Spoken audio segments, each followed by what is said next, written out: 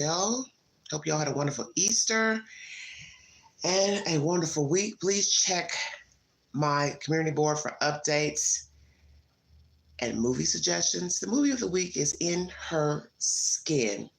It's a very good movie based on a true story. Please check it out free on Tubi.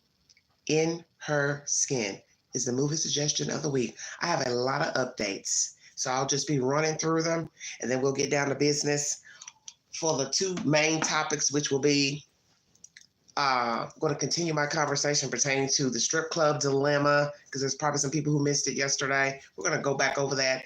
A ex-dancer has decided to give her commentary on what she thinks happened or didn't happen. And I'm really not betting on what this homegirl's talking about, because I feel like this. You don't work there. You didn't work there, so you don't know what happened. But anywho, we're going to chop that up. Let's start off with news right here in my neck of the woods, East Tennessee. Mr. DeHart. Hold on one second. Playback. Mr. DeHart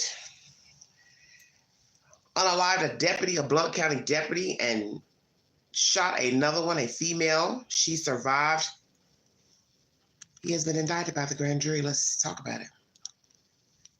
Heather, thank you. 6:49. This is your morning in 8 minutes. This morning, the suspect in a deadly Blount County deputy shooting is expected to appear before a grand jury. Kenneth DeHart is indicted in the murder of Blount County Sheriff's Deputy Craig McCowan and the shooting of Deputy Shelby Eggers during a traffic stop February 8th. The court decided to move on with first-degree murder and attempted first-degree murder charges, along with gun possession charges as a felon. The case was moved over to a Blount County grand jury back in February. We'll be in Blount County Court this morning. Stay with us on air and inside your WBLT News app for any updates in this case. And investigators need your help this. All right. Kenneth DeHart, Wayne DeHart Jr., has been indicted by a grand jury for murder. Another set charges. I'll bring you an update pertaining to that said information. Mr. Chad Daybell is currently in court right now, awaiting a jury selection.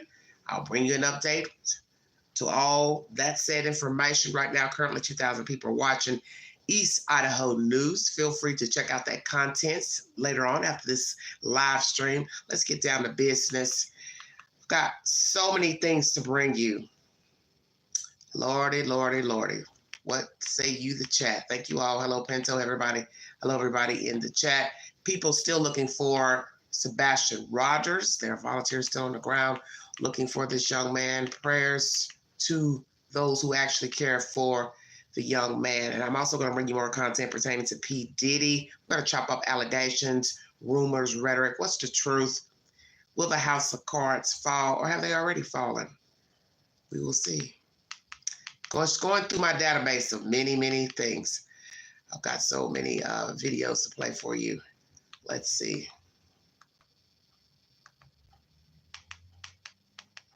I don't see any of my content. This is not good. Okay, everybody.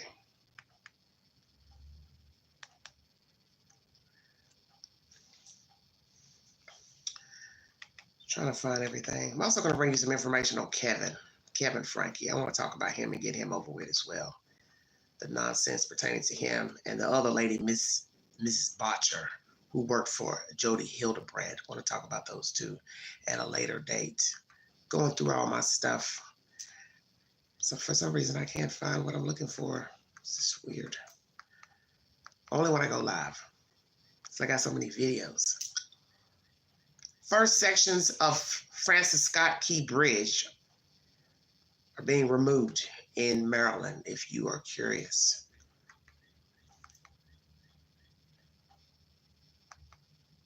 Naturally, there was some mess yesterday with the Trans Observant Day. As I said in that live stream before, that content was put on the books in 21, originated in 2009. Easter does not have a set date. So for those who did not know, Easter does not have a set date. This Trans Day was already on the books in 2021. Just so happened, Easter fell yesterday on the 31st, same day that the Trans Observant Day was acknowledged. For those of you who are curious. Okay. I don't know why I can't find my content. This is weird to me. Very strange. Because I had already put everything up. I don't know what's going on. Because I don't really feel like trying to go in here and search. I don't understand why all of it's not showing. I think I need to put all of it. It's got checked. Oh, for some reason, all the stuff I had lined up for today is not, it's not in my search. This is weird. Because I had a lot of stuff to bring to you today. And I couldn't remember it all verbatim.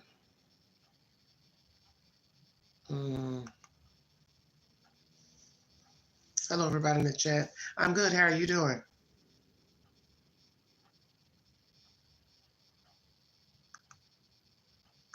I don't know where all my videos are. This is weird. It's going back. All the older stuff I watched yesterday.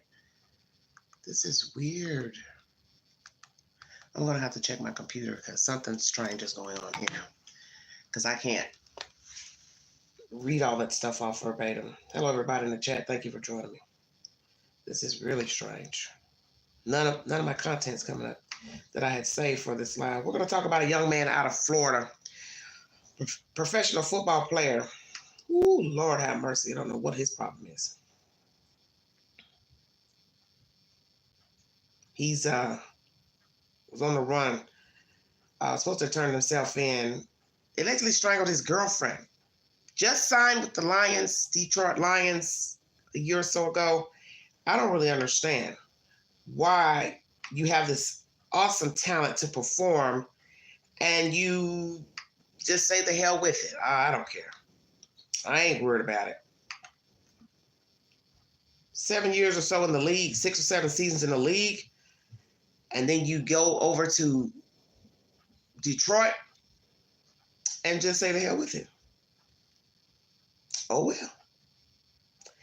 There was a shooting in Nashville. 1 person killed, 5 shot during an Easter brunch. For those of you that's following that content. Maybe I didn't play the videos. That's the reason why. Okay. That's probably why it is. You have to play the videos for them to show up in the search. It's crazy. I'm getting to it, everybody. I know I'm a little slow. And Jennifer Garner's father has passed away at the age of 85. For those of you who are curious. Well, let me go back up here and see if it shows up. This is some weird stuff going on here. Hello, Marion. How are you? Sorry I'm taking so long. I had done this hours ago. I don't know why nothing's coming up. Everything but what's supposed to be coming up. I'll be on this live forever. Still not coming up. This is strange. Well, I'll just have to type his name in. Can't even remember his name. This is crazy.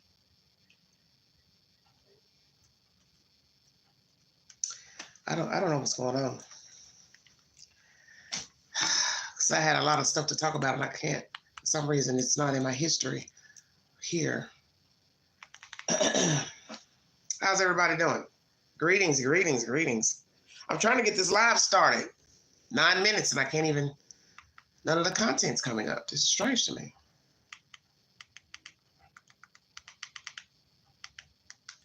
It's bizarre. Because this takes forever searching individually what I want to talk about. Sorry about this, everybody. I got to quit doing this. So I got really too much going on to really be going live. Just got a lot going on. I really don't have the time to invest in the lives right now. But I don't know. Where is this? Where in the world? Lord, I'll be here till nightfall trying to get this stuff pulled up. It's not showing me anything. Well, Hello, everybody.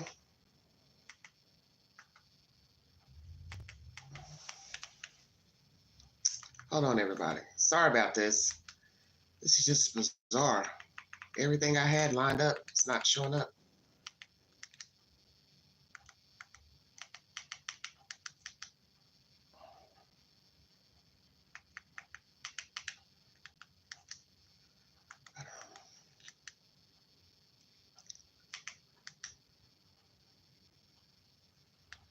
This is crazy as hell. See, that's why you can't depend on this stuff. Think this stuff's going to be always readily available. It's not like that. I don't know what's going on. This is strange. Everything but what I have. This is crazy to me. All the stuff I don't want to talk about today. It's just weird. Okay. And I don't even know his first name. I just remember his last name. Well,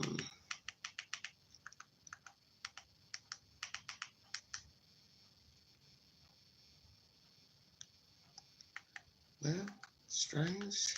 As they say, stranger things have happened. How are you all doing? Are you all ready for this wonderful week? Sorry it's taking me so long. Viewers dropping because I can't get this situated for some reason.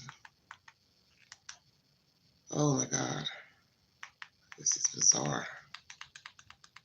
I really want to talk about that case out in Arizona because I'm trying to understand why somebody would think all these men made this up about being drugged.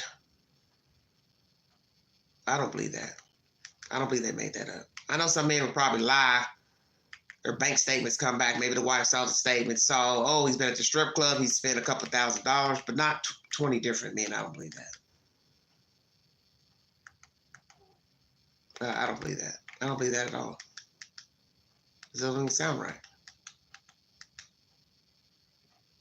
Well, I'll just have to read it because I can't find it. Yeah, it is April Fool's, isn't it? See, you have to play the videos. A lot of times I just go in and share it, but if you don't play it, it won't come up in my library, and that's what I think has happened. I just shared it to the community page, but it's not.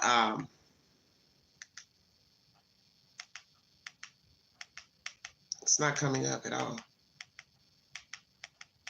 And you think it would come up even? Let's see, where I was watching earlier. It might show up here on my homepage, but I don't know.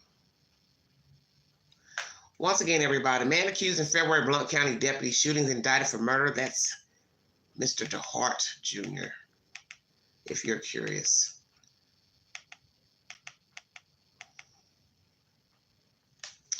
A channel is open for vessels clearing wreckage at the Baltimore Bridge collapse sites. Because they're already talking about items going up because of that bridge collapse, as if we need more stuff to be higher than they already are. We don't.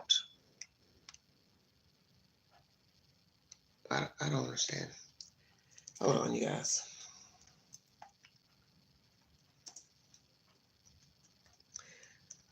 Because I can't play it on my computer. For some reason, it won't be loud enough for you to hear.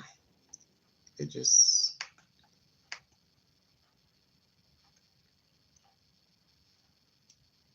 Hold on.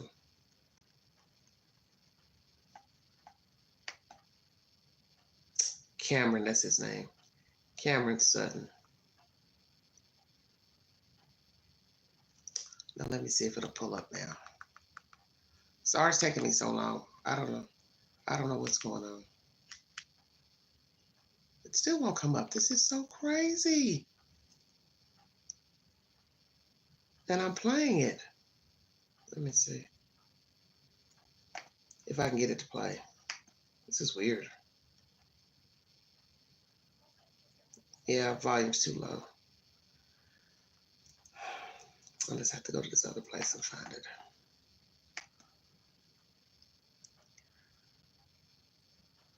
in Illinois. Yeah, it's crazy. Makes you decide, do you want to drink milk or not?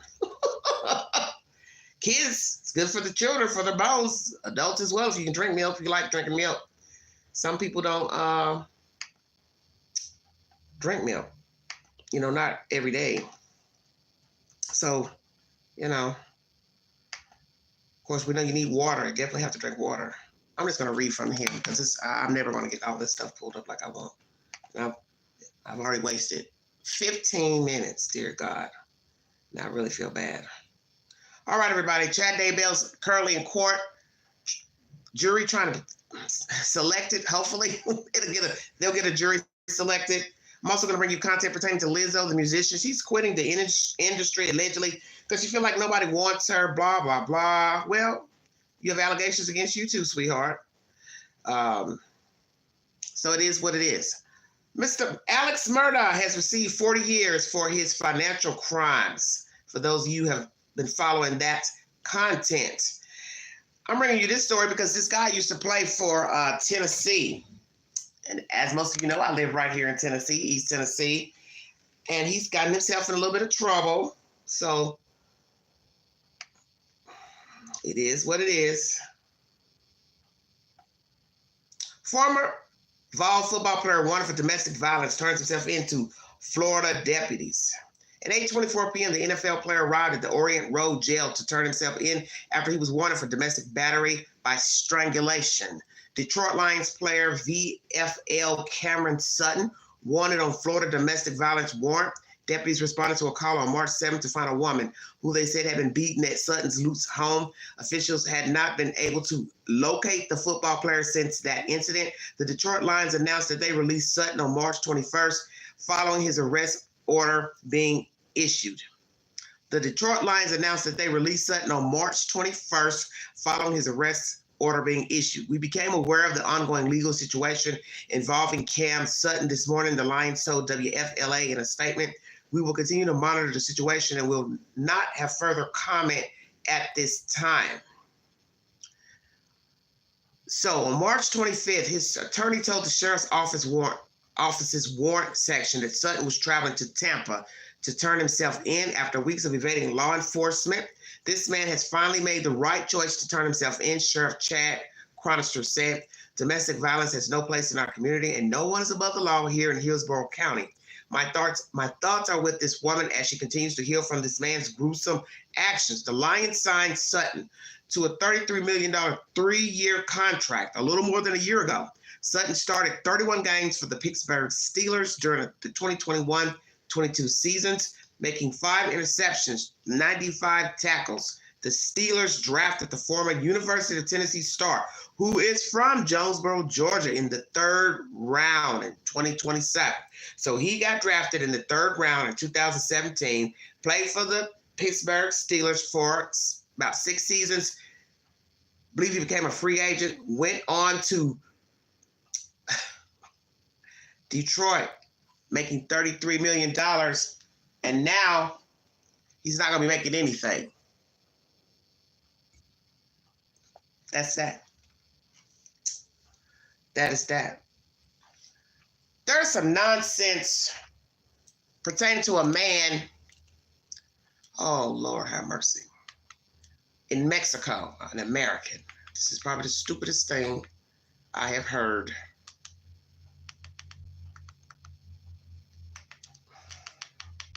Got ill down there, and allegedly a ransom was asked in order to give him medical attention. Have you all heard about that? If I didn't know any better, it's like I'm not even looking at the rents. I don't know what's going on today. Nothing is coming up that's supposed to be coming up. Have you all heard about that?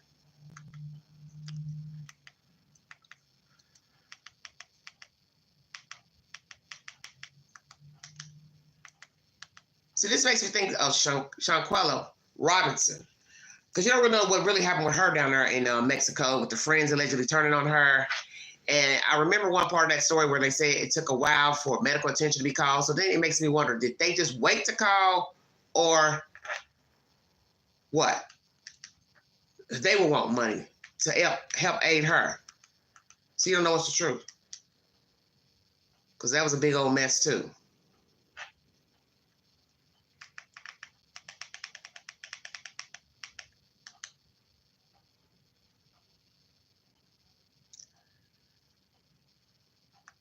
Why would you go down there? This is what I'm trying to figure out. Why would anybody go down there?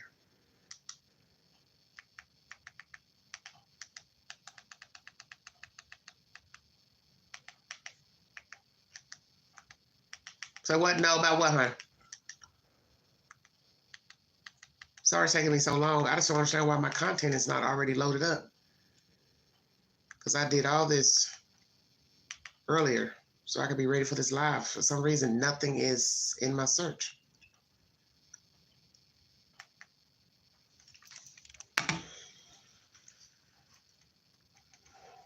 I'm better off looking on the computer. I don't know what's going on today.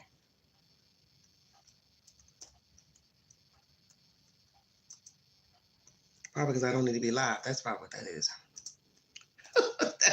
that's what it is. Because if I've prepared myself and nothing's showing up.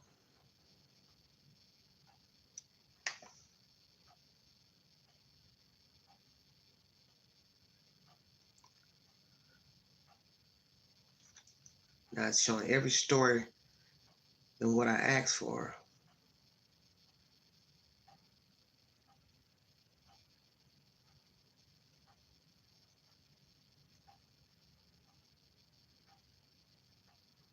Oh, Lord.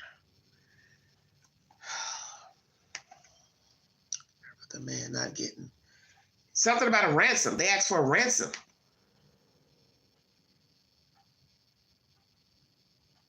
So basically what they, I don't understand what they're holding them hostage. It's crazy. This is why people don't have any business going down there. I'm going to put this. Hold on a minute. Man held for ransom in Mexico for medical care.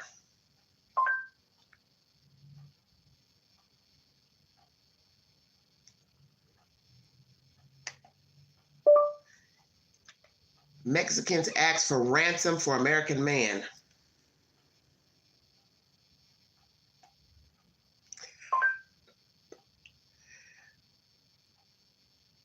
There's something wrong with YouTube today. Oh, Lord. I'm about to end this live, start over, because this is not working out.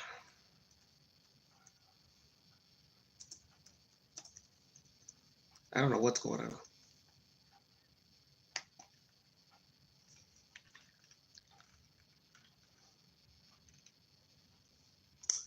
Now, one come up with a woman.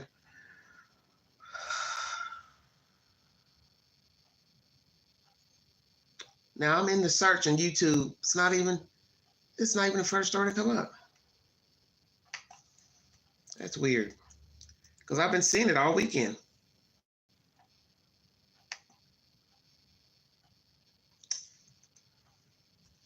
Sorry about this live, everybody, because I don't know what's going on.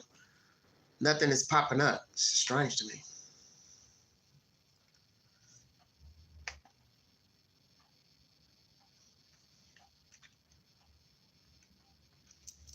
I mean, nothing. Like it's a fake story. Got to be kidding me. American man held for ransom in Mexico for medical bills.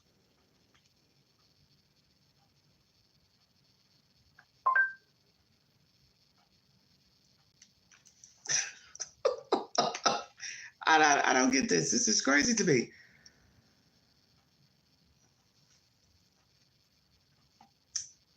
Clear all watch history.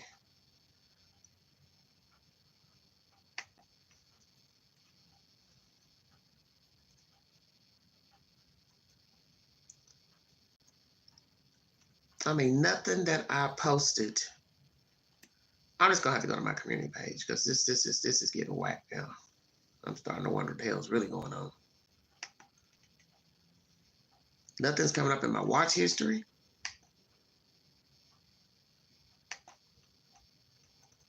Because I know I posted videos earlier.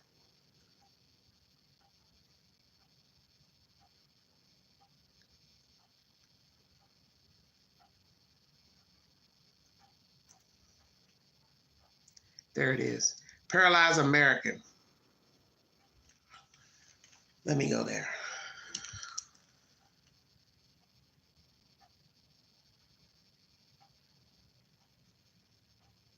Say what, Jay? What's the problem? What are you talking about? I'd like this damn TV and computer to work. Because I'm trying to understand why nothing is in my search. So I pulled up all this stuff earlier so I could be ready. And it's like, let's see. Paralyzed. This is strange.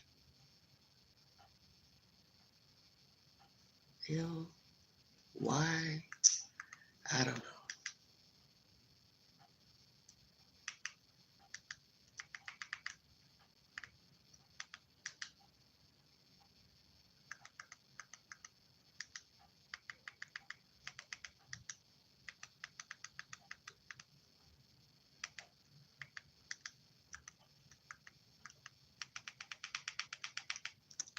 This is a weird shit going on today.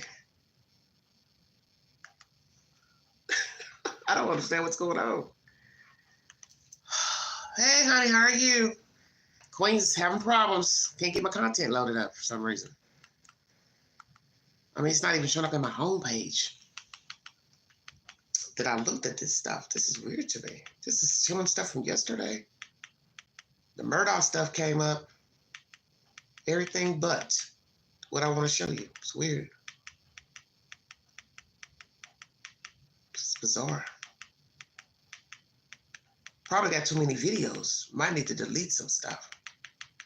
Because this is strange. Nothing about my stories are coming up. Hey, everybody. Sorry I'm taking so long. I can't find my information. For some reason, this is weird.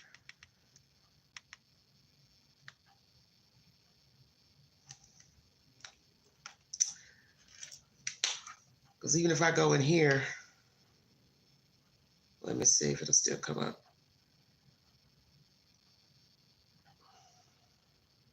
Paralyzed American says Mexican doctors demanded ransom before treatment. See, it's not going to be loud enough. That's what I'm worried about.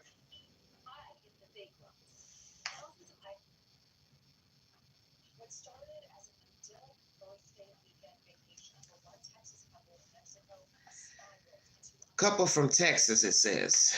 Now, let me go back in here and see if it pops up now. Hold on, you guys. This is weird. 28 minutes. I'm sorry, I apologize. I don't know why nothing is coming up that I've loaded up. Everything's in the queue except for the stories I had. This is just bizarre to me.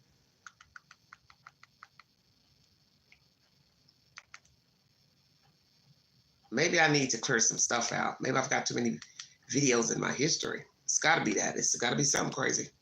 Sorry, everybody. Started as an idyllic birthday weekend vacation for one Texas couple in Mexico spiraled into a medical and financial nightmare. Jared Hill was hit by a rogue wave, and his partner Justin Rayford pulled him out of the water. As Jared said, he couldn't move his body. He was instantly paralyzed. And that was only the start of the painful ordeal that they are still living. It was a perfect sunny blue sky afternoon and an idyllic birthday weekend. Justin Railford and Jared Hill, a couple from Texas, traveled for a vacation in Tulum, Mexico. They rented a cabana at a premier beach club. Playing in the waves, having a great day, just like hundreds of other people around us. Justin says he saw a rogue wave flip Jared. He ran towards him. He was under the water, his eyes wide open, staring up at the sky, and pulled him out of the water. He started screaming, I can't move, I can't move. So he had broken his neck in 4 places from hitting the ocean floor and completely paralyzed. I was running, carrying him back to the beach, screaming for help. Waves knocking me over, and I was in so much shock and fear, my legs were trembling. I obviously was screaming for help, and one of the managers for the beach club came over, and I was like, he is seriously injured. I need an ambulance. I'm pretty sure he's broken his neck. He says the manager said he'd call an ambulance. An American doctor was nearby and offered help. And I was like, yes, please. And the next thing I know, the manager told him to go away and started asking him to leave. Why would they ask him to leave? Why would they ask the American doctor to leave? Because maybe this is what they do down there. Excuse me. They're on the tape, trying to get money from Americans and anybody else. In pain, no help arrived. I felt like something not right. Something isn't right. And I told Jared I was going to have to leave him. I said, I need to run back over to where my phone is because I was like, I got to call for help. He tried calling emergency numbers and also the hotel concierge who said, So I just spoke to the manager. No one's called an ambulance. It's weird. And I Stay was your like, ass what down in there. the world? And then as soon as he sent the message, he unsent it. unable to get through. In desperation, he called the Red Cross. Jared is finally picked up. It took over 3 hours from when the accident happened Wow. to get him to the hospital in Tulum, which is only 4.5 miles away. I mean, it's just down the road. I don't really speak Spanish, so they had to go grab somebody from inside. And he came out and he said, if you want us to take him out of the ambulance, you have to pay $5,000. He paid it. An MRI and testing revealed devastating damage. The neurosurgeon came and told us, this is really a really bad situation. You have punctured your spinal cord. It's bent severely. You have nerve damage. You That's have crazy. internal bleeding. This could kill you, and you may be quadriplegic. He says he was told his partner wouldn't survive being moved and must undergo surgery within 24 hours, but it gets delayed and then canceled altogether. At this point, I am literally begging for help because I am so worried for my partner's life. And I just started crying. I was like, I need help. Like, why? What is going on? Please help me. And he picked up his cell phone and showed me a message, and it was from the hospital director that said, I'm going to cancel the surgery, get money out of him. So I said, Wow. What does that mean? And he was like, well, she wants cash from you. We are joined now by Justin Rayford. I'm so sorry for what you have been through. Thank you so much for coming on and sharing with us tonight. Thank you for having me. I know that was hard to watch back. First of all, where are you now? Where is Jared now? How is he doing mentally, emotionally, and physically? How are you doing through all of this? We're in Houston, Texas. So as soon as I had the bandwidth to figure out where the best spinal cord injury facility was, I found that there's a hospital here in the Houston Medical Center called TIER at the Memorial Hermann Project. So that was my mission, was to get him here for the best possible chances after we got him stabilized in Mexico. He had to undergo a 12-hour surgery there that was super complicated, that they only were able to fix some of the problems. But he's here, and this facility is absolutely amazing. The people here have changed his life dramatically, and I am happy to say that he is one of the edge cases that most people don't have the outcome that he has. He is regaining some mobility and working with occupational and physical therapists every day to try to improve his chances at I don't know what's going on, I'm Sammy. so glad. I'm so grateful to hear that. And Justin, I can Took hear me the 30 minutes to emotion get in your on this voice. live. What is going through your mind? What has this experience been like? Get my information loaded up. This is the scariest part, is I try to be a very prepared person. I knew where hospitals were. I knew where police stations were. We have international health coverage. Like, you feel like you're safe, and Mexico is so close, and millions of Americans go there every year. And Tulum is one of the most beautiful places I've ever been in. And to have a life-threatening, critical situation that you cannot get help, even from the government. I called the embassy and the consulate, and they said, sorry, that's how it is in Mexico. To be held for ransom, to have life-saving surgery that the neurosurgeon said he needed or he was going to die, that you're in a hospital with people that you think they're there to help people and save lives, and it wasn't happening. It's like, and I realize I'm more fortunate than some other people because I'm a planner and I could come up with their ransom money. What would it be like for someone else? Would their loved one just die? And I want to ask you, because there seem to be multiple issues here. There's the hospital in Mexico canceling Jared's surgery, that text message you say you saw asking for money, get money out of them. And then there's also the resort manager's inactions. So first of all, what was going on at that hotel? Do you plan any legal action against them? What is the recourse? What happened Good luck that with day? that.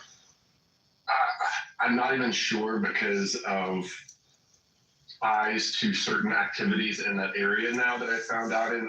I'm honestly terrified to dig in even more. There's definitely corruption going on, and Are you talking about cartel activity or? yes. Yeah. Okay. And did the hospital end up doing right by you, or what is the future and the plans with this hospital? You felt that they were trying to extort you because you were an American for money in order to complete a necessary surgery? And we're not the only ones. There was another American couple that was there that had the exact same experience. They were on their honeymoon, and her husband went into kidney failure, and they wanted $50,000 from her to put him on dialysis because his kidneys and heart were shutting down. It's like common practice, and you just can't imagine in situations like this that every ounce of me was just trying to save his life and get help, and to think that in a time of such critical necessity for medical help that could even come up. And I'm not talking about a copay or insurance or any of that. It's literally ransom money. And then they also told me that, hey, if we feel like you owe us money, we won't let you leave. Yeah, so that's what I I thought. can't imagine the fear and the powerlessness and the helplessness through this situation. This is such a terrible experience that you describe. I do want to ask you, very importantly, you have a GoFundMe set up for Jared. Yes. There are enormous costs associated with this. How can people help? Tell us. Anything helps. Jared is the most sweet, kindest human I've ever met in my life. And so many people have showed up in so many various. They raised $62,103. Is donating to this to help with these costs because there is a lot of costs associated with it, and we honestly don't know what the future holds right now because spinal cord injuries are so complicated, and you have like a year window before you even really know what your outcome's going to be like. So that was started by one of our best friends to help with some of the costs of getting here, staying here, all of the medical treatments and such that he needed. Yeah, Justin, I appreciate you so much, and I just can't say enough I'm so impressed by the way that you tried at every turn to make sure that your partner had the best possible chance, starting with the moment that you were tired that day, you were going to leave, and something in your gut told you, no, I can't leave, I need to keep eyes on him, and that is the moment that he flipped in the water. I'm wishing you all of the best tonight. Justin Rayford, please keep in touch with us. Thank you so much for your time. Wishing Jared the best. Thank you very much. All right, everybody, that's News Nation. So, two males went down to Mexico. One was in the water. Wave, I guess, flipped him on the ocean floor, broke his neck. You can see the picture. So you need to verify it. He had a crack in his neck. Trying to get the ambulance. They want money. Then the hospital, they want money to perform the surgery. He was able to see a text message showing that the doctors or whomever at the hospital surgeon wanted money. And then they threatened to not let them go unless all the money was paid. So he's already started out with paying, $5,000 for the ambulance service. And then no telling what they wanted at the hospital for the surgery. I don't understand the point of all this. If you're going to be this way, why even have a hospital? Because most of the people in this country, they're poor anyway. So what do you tell them when they come to the hospital? You tell them they got to pay up front? What? They don't have any money, you turn them down? There's no way you're charging them thousands of dollars. You're not charging any of them $5,000 to get on an ambulance. This is my message today. Stay your asses from down there. You keep hearing these horrible stories of them murdering their own people, the cartel murdering people, sacrificial slaughtering of people and beheading them and cutting them up. They don't care about their own people. So you think you're going to go down there, white skin, fair skin, and somebody's going to have respect for you. It's just like going to the islands, Jamaica, Aruba, high crime. Why go? Why go? You are at risk when you are fair skinned, traveling to islands and countries. You just are. They look at you. You are a white person. They assume you have money. So they're going to do whatever they can to get the money from you. This is why you don't have any business going down to Mexico. Why would I want to go somewhere where the people don't even revere their own people? You know, how does that make sense? You hear these horrible stories of rape and assault and beheadings and people mutilated and cut up and rival gangs killing each other, killing officials, police officers, politicians. You hear it all the time. And you think you're just going to go down there and enjoy yourself, and you hear all these horrible stories. People are being robbed down there. People are being hurt and murdered down there. People have been going missing, going to the islands, going to Mexico. I don't care about the beach. I don't care that the water is pretty. As you see, he was in the water, and you see what the water did to him. Because it's water. Got flipped over. The next thing you know, he's paralyzed. Now you got to pay all this money just to try to get some type of help. And by the grace of God, he, was able to get back here to the States. Because it's sad to think, well, I'm with somebody, they broke their neck.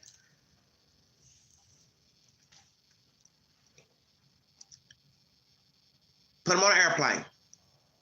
Because it's not safe to put them in the hospital. Not safe at all. So I brought you information about Chad Daybell, waiting to select the jury. Alex Murdaugh has received 40 years for his financial crimes. Cameron Sutton has turned himself into jail for domestic abuse, allegedly strangling a woman. Don't know all the details, who the woman is, how long they've been dating, why did he decide to strangle her? Does he have kids with her? Are they married? What's the situation? I'll bring you an update pertaining to that. Then you have this debacle here.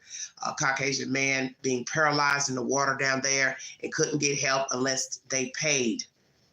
His lover paid the money. And as you heard the man speaking in his commentary, fortunately, he had the money to pay up. Now, I don't know what his total due bill is, but we know it's more than $5,000.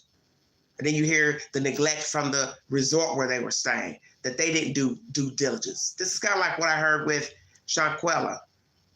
A woman was there, a nurse, but yet she still wasn't making it to the hospital after one of the so-called associate friends jumped her and she was unconscious. For all we know, she was in that hotel room dead, and they were just sitting there trying to figure out what to do and who to call. Just a bunch of nonsense. And so you don't know who to believe. Fake-ass friends. Then you've got dirty-ass people in it for money. So you don't know the part that the resort played, the villa where they were staying. You don't know if the doctors were competent that gave the rendering, because there's issues with what was rendered with Shanquella Robinson. Stay from down there. I don't understand what is so great about Mexico. Those people down there don't want to be there. Ding, ding, ding. Have you not been watching the news? They're trying to get into America. They've been coming to America. They've been squeezing into America. But you want to go down there because what? The dollar is high? What the hell? This is ridiculous. Fix your lashes. I'm not wearing any. Ting. It's ridiculous. Absolutely ridiculous. These people are traveling high and low to get out of Mexico, Honduras, Haiti, all these places. And you're running down there for the beach and the sand.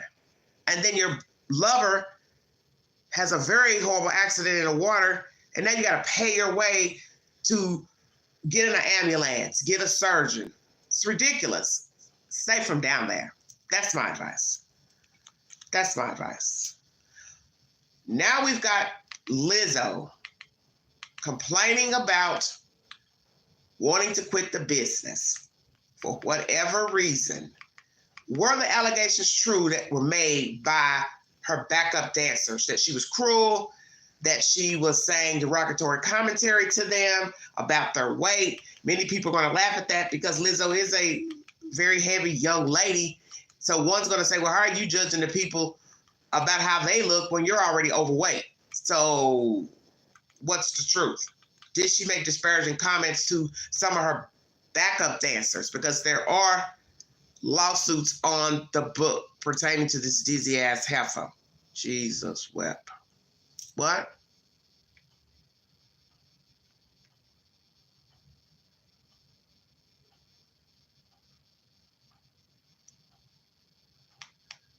Yeah, I wouldn't. You can't fool with people online, honey.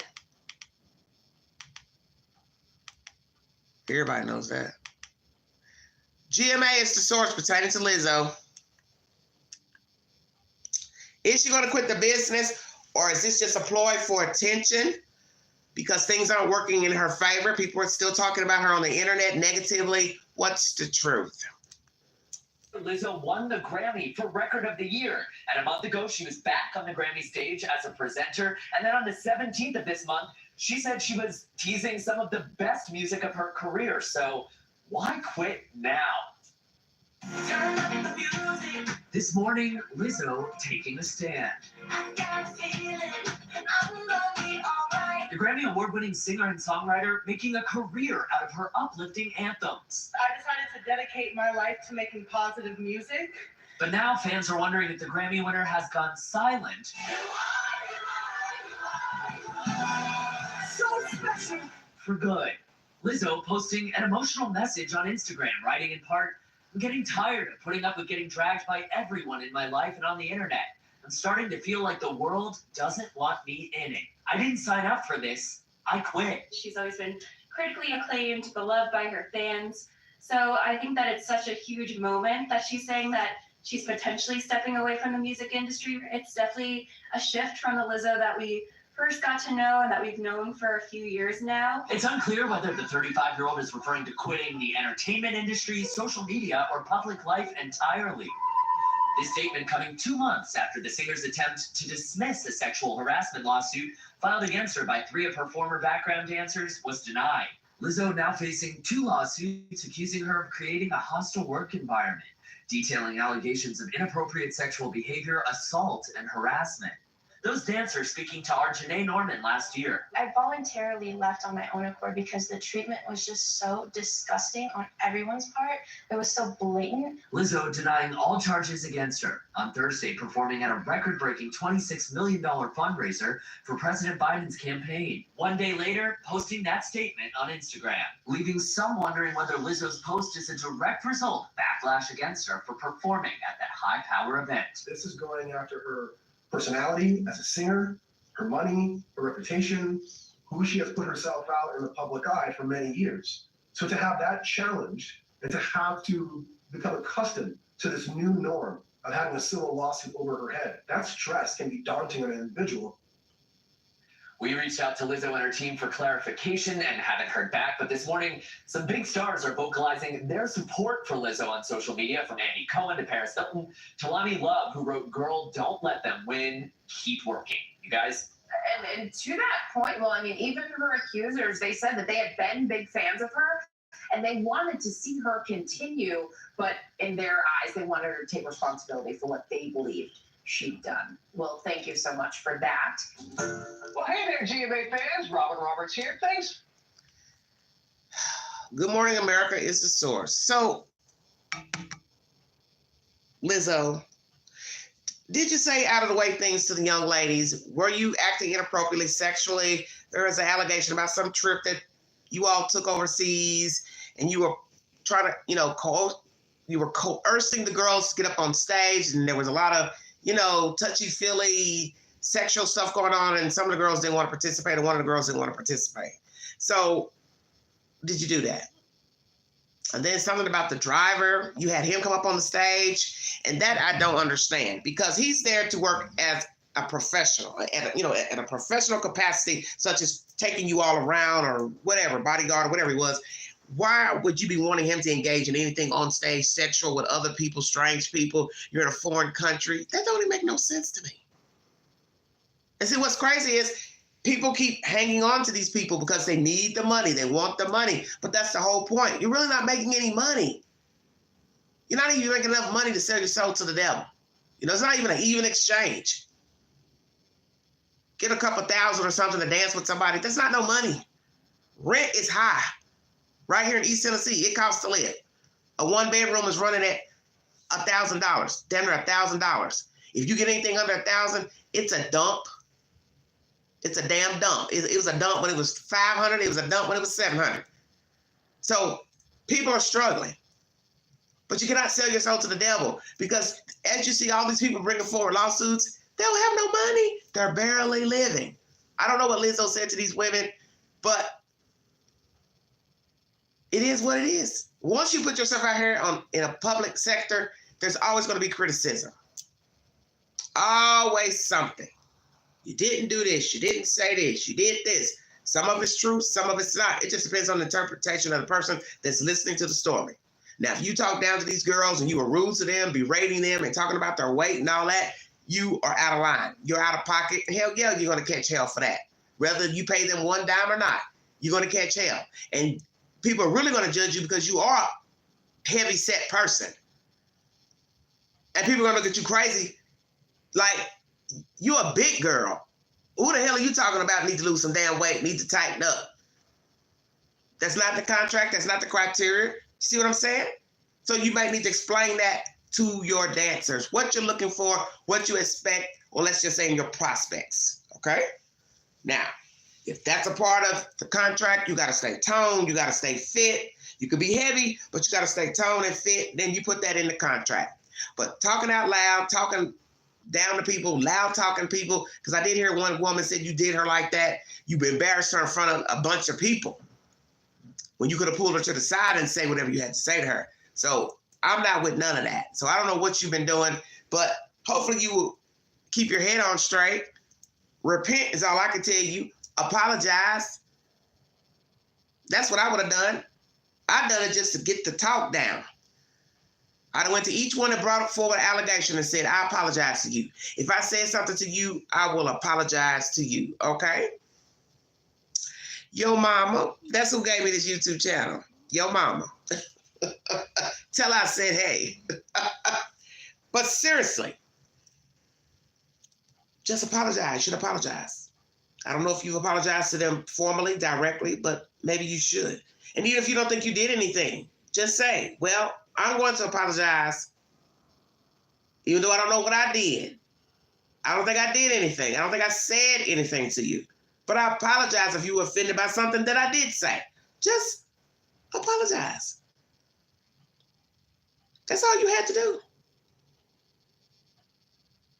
And if you do believe you owe them money for something, pay them the damn money and sever your ties and keep on moving. Because I'd hate to look up and hear this woman starts heavily drinking, popping pills, doing drugs, fentanyl, whatever. Next thing you know, she's overdosed and dead. Because this is what happens with people when their careers go downhill or they get a lot of flack for something allegedly they did or didn't do.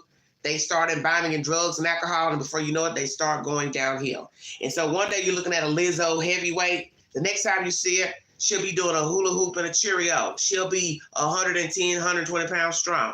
So hopefully she won't take that avenue of getting herself involved in drugs and alcohol, because a lot of people do get wrapped up in that stuff when things start going awry. Before you know it, poof, it's a problem. That's my update on Lizzo, everybody. So this strip club nonsense, golly, I'm trying to understand.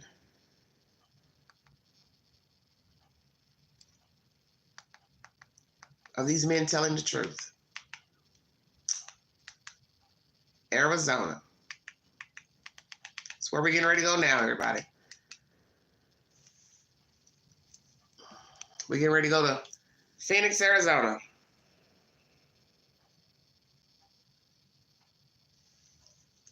Hey, honey. If I can find it, let me see. There is some nonsense going on out in Phoenix pertaining to this club that some men have frequent some clubs. And they say that they were drugged and robbed. I talked about this last night.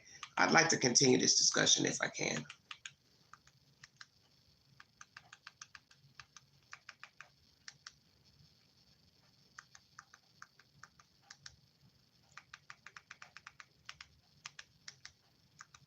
Is it true?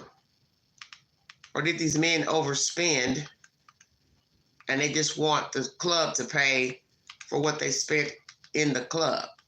We will see.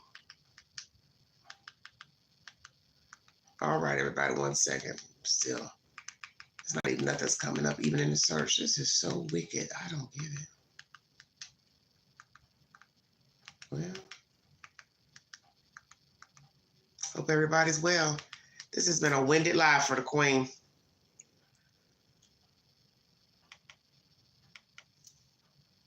Let's see the story I played last night. Let me see if there's some more information.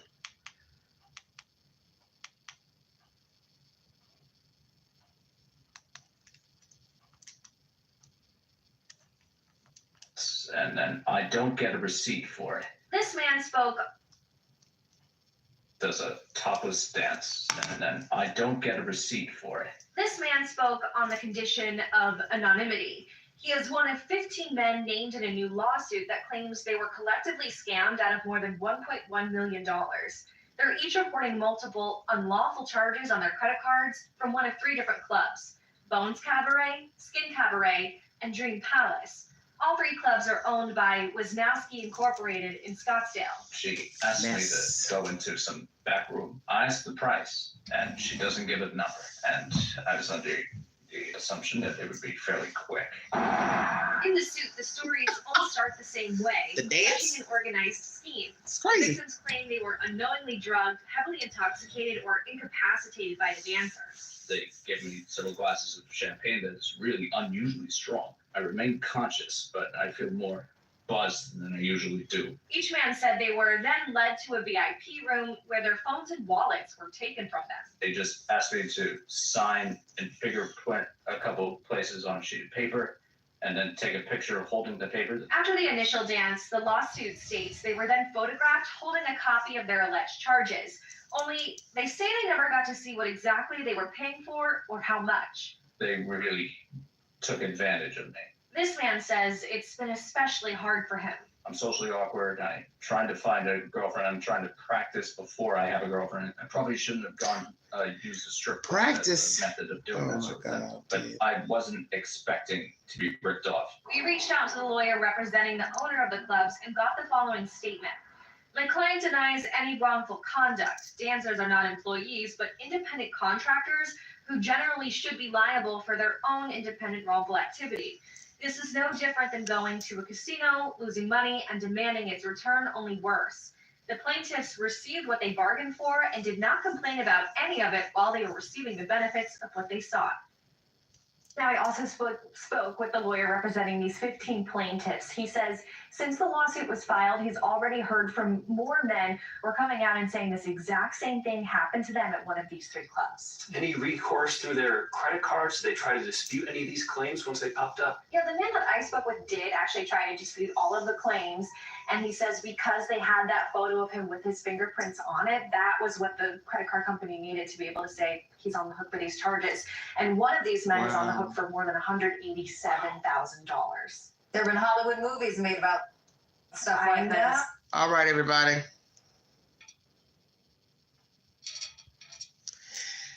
Going to read you the name of these clubs for those of you who are curious. This is some nonsense.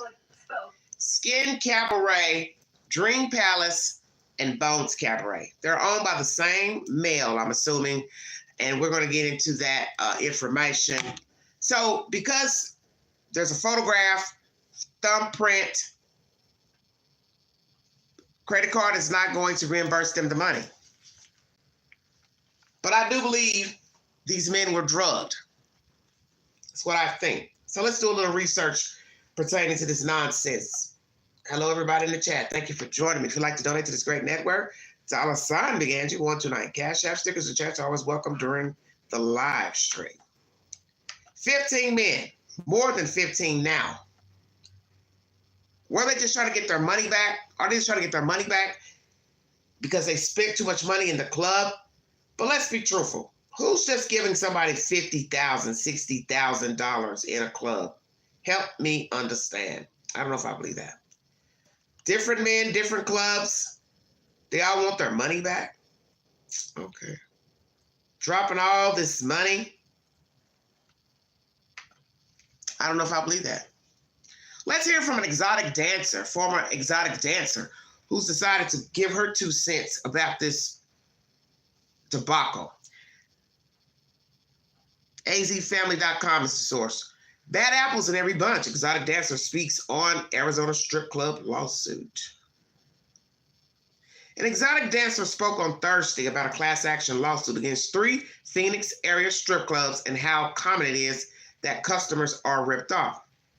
A group of men claimed dancers at Bones Cabaret, Skin Cabaret, and Dream Palace drugged them and robbed them out of a collective $1.1 million. The dancer Arizona's family spoke with, who does not work at one of the 3 clubs, says she has heard of this happening before. It definitely came as a surprise because there was a movie on this. God, the dancer said. The movie she's referring to is Hustlers.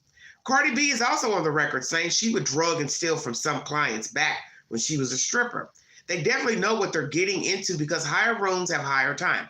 More time means more money, the anonymous dancer said. Well, you heard the one guy saying, well, I didn't think it was going to take that long. So I guess it depends on what he thought he was getting. A dance or something else. I don't know. We're going to assume a dance. This dancer has worked for several years at numerous clubs in the Valley. She agreed to speak with Arizona's family under the condition that her face wouldn't be shown and that her voice would be distorted. Dancers don't play about their money, so I'm going to give you a price, she said. All 3 clubs named in the lawsuit are all owned by Wisnowski, Inc. She is skeptical about the suit, but it wouldn't surprise her. There's always that bad apple in the bunch, so I really don't put it past nobody or anybody, she said. And she said in her experience, girls have only joked about drugging clients. I've seen that before, yes, but not all dancers are bad dancers, she said.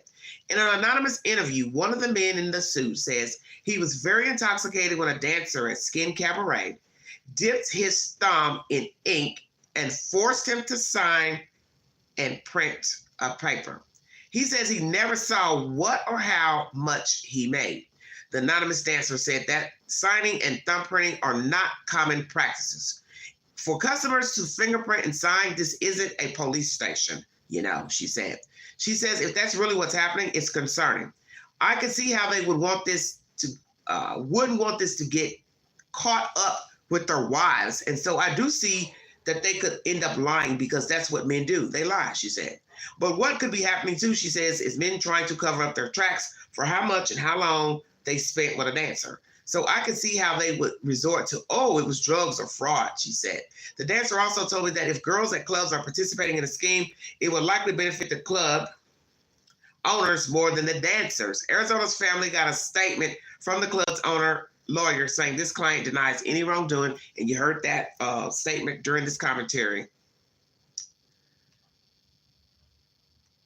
azfamily.com is the source. So,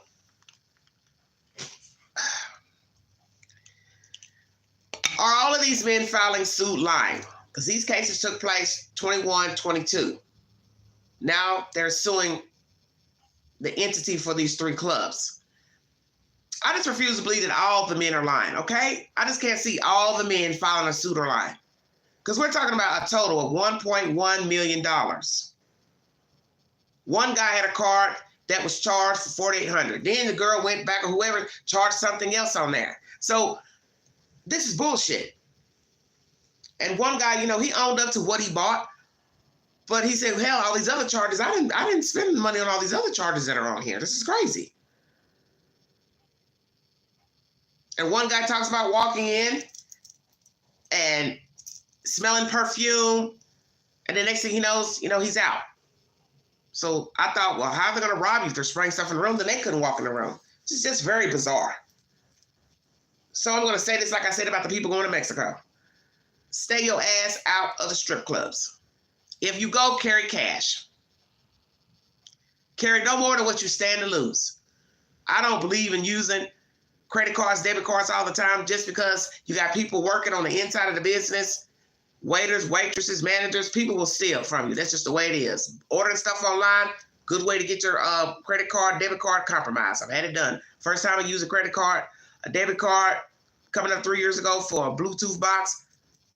Somebody debited my account for $50 out of Washington County. All the way out west. Washington State, excuse me. So it's a gamble. But I don't think all these men are lying. So what I asked on my article, or well, video last night, because I meant to mention this last night. Did any of the men use a company card? Number one. Did any of the men have a company card with them and they maxed that card out? Was any company cards used to steal from fraudulently? Did any of the men have company cards that were maxed out?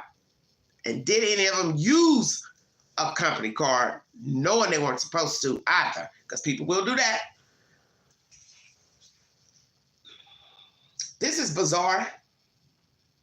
Very bizarre. As you heard this dancer say, I've never heard of anyone using fingerprints and pictures.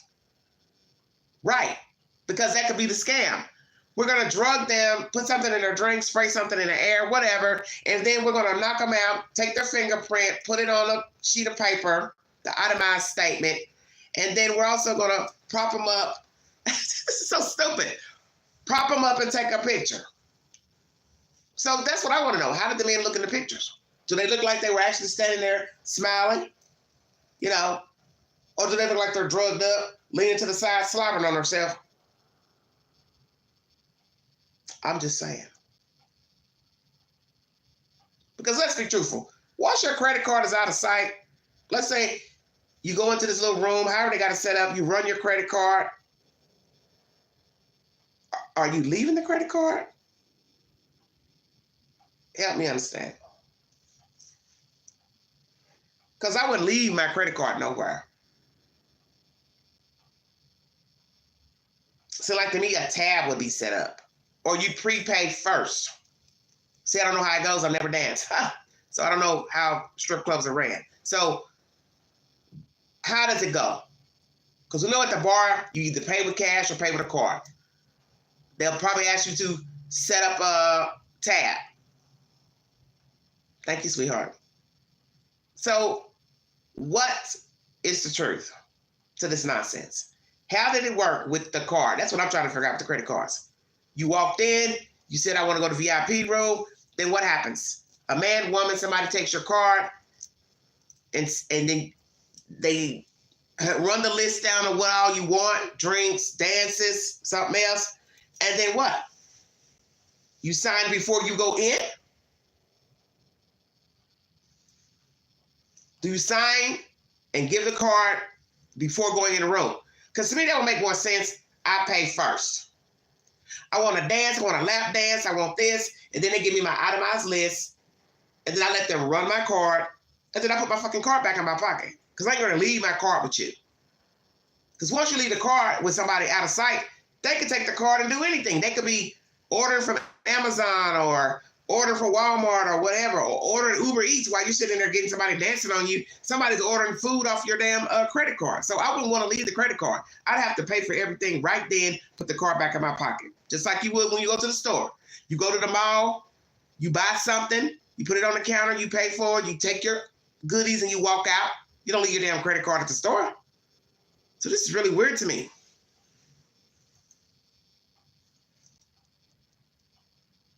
Well, you go tell her that. So I'm trying to understand what happened. I think there's some fraud going on here. I think they were drugged. These men were drugged. Because guess what? The clubs are all owned by the same person. Don't you find that interesting? We're not talking about some different clubs. We're talking about the same owner of 3 sister clubs. So that's suspicious right there. 3 gentlemen clubs owned by the same person or managed by the same company. So that's suspect right there.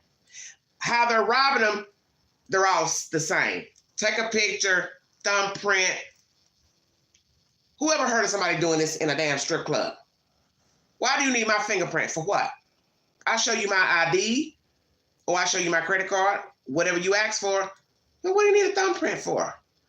A thumbprint is only good for just that. Drugging somebody, they're out of it. You take their finger, put it on a sheet of paper to coincide it with the charges. This is just really strange. And like I said, these are sister clubs. They're owned by the same person.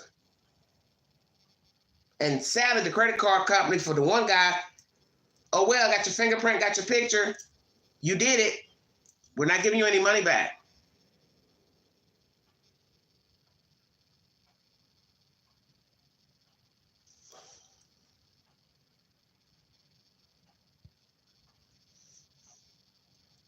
So what's the problem here? What happened? Are these men just making this up?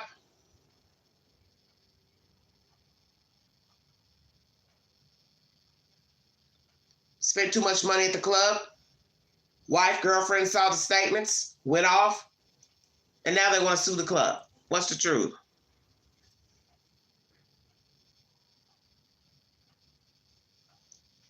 Same owner.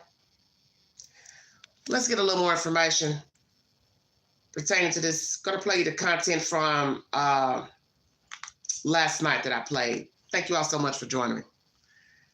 What's the truth about this?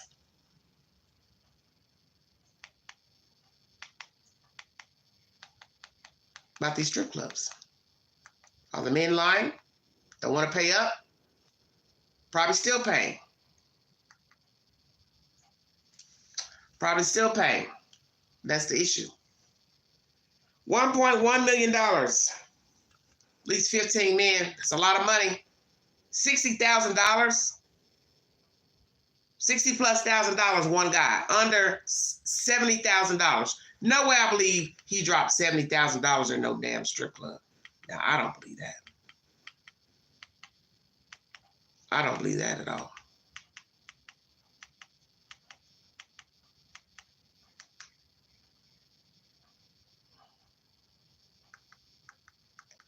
One second, everybody, while I try to find this content I had.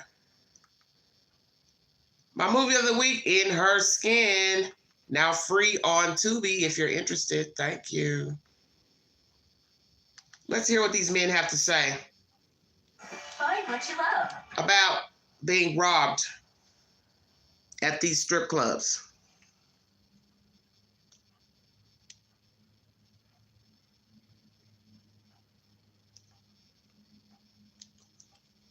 Fox 10 Investigates exclusive. A lawsuit claims 3 Valley strip clubs used an elaborate scheme to charge customers' credit cards for excessively high amounts without authorization. Nearly 20 alleged victims sued these clubs, claiming they were drugged and robbed in VIP rooms. Fox 10 investigator Justin Lund joins us live now with a story you will only see here on Fox 10. Left incapacitated, waking up lost and confused to find several credit card transactions worth tens of thousands of dollars. That's how plaintiffs describe what happened to them at 3 clubs. The total amount of money charged between them easily clears $1 million. The alleged victims feeling violated and stripped of peace of mind.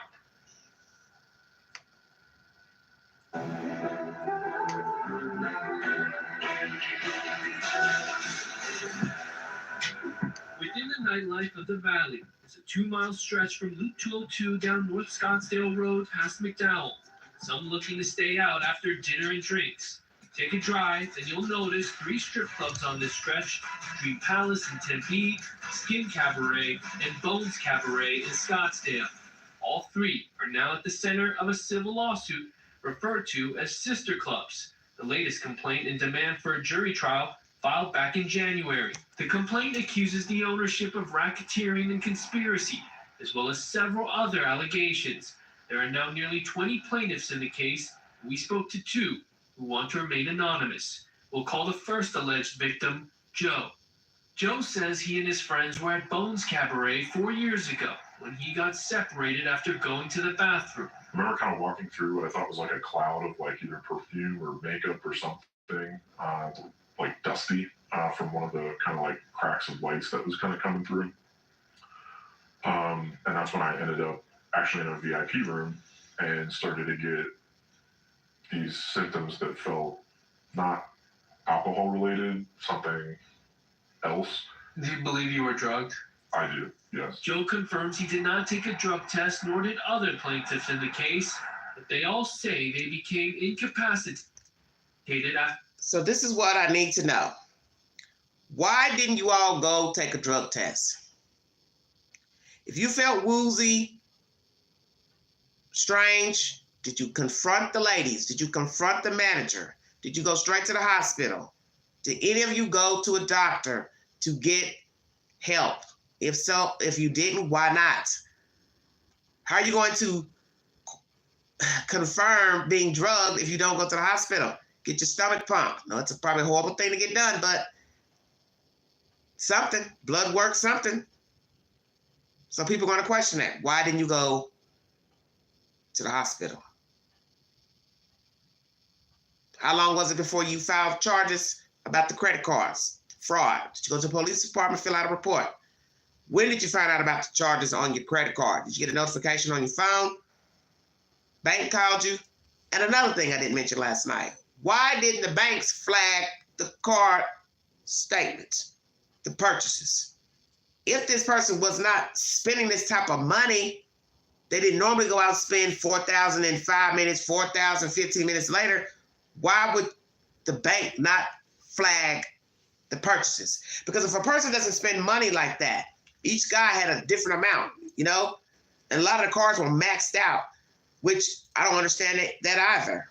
I guess you just keep running it. And how the women are going to make money, they're tipping themselves $6,000 a tip, okay? But as this article says that I read to you earlier, with this exotic dancer speaking, the club are the ones who are making the most money because they're the ones who are going to be processing the transactions on the credit card, debit cards. So they're going to make the most. So it's a two-way street. I'm processing it. I'm getting the bulk of the money from the cards maxed out. And then the girls are tipping themselves several $1,000s. Now, it's not to say that there aren't men who have not done this and dropped a lot of money at a strip club, but I can't see anybody maxing out their credit card for some lap dance. Who's going to go run their card for $67,000? I would assume if you had $67,000 to drop at a strip club for dances, you could have went and bought the kitty and had full-blown sex. Excuse my language. Hello? Or paid somebody to dance for you at her house or in a hotel. And probably came out a whole lot cheaper. Something's not right. So why didn't the banks flag the purchases when the cards were running? Because some of these guys, they were running the cards back to back. That should have been suspicious from the bank. And I would also fault the bank too and say, well, look, you know I don't spend this kind of money. You've never seen me spend this kind of money. Look at the time of night that the money's being spent. Why would I spend $4,800, then go run the card again in the same place for $5,000, $6,000? That doesn't make any sense. The bank should have seen that.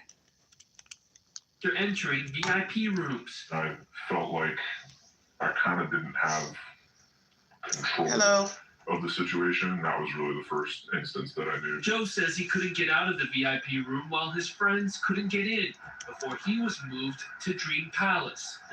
Another crazy situation.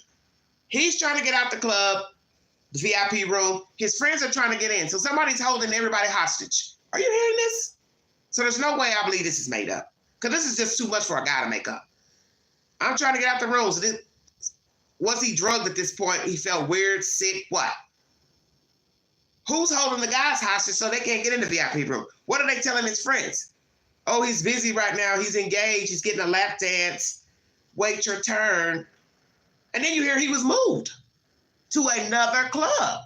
So that means, how did they get him out of the VIP room? Does the VIP room have a slide door, a hutch or something?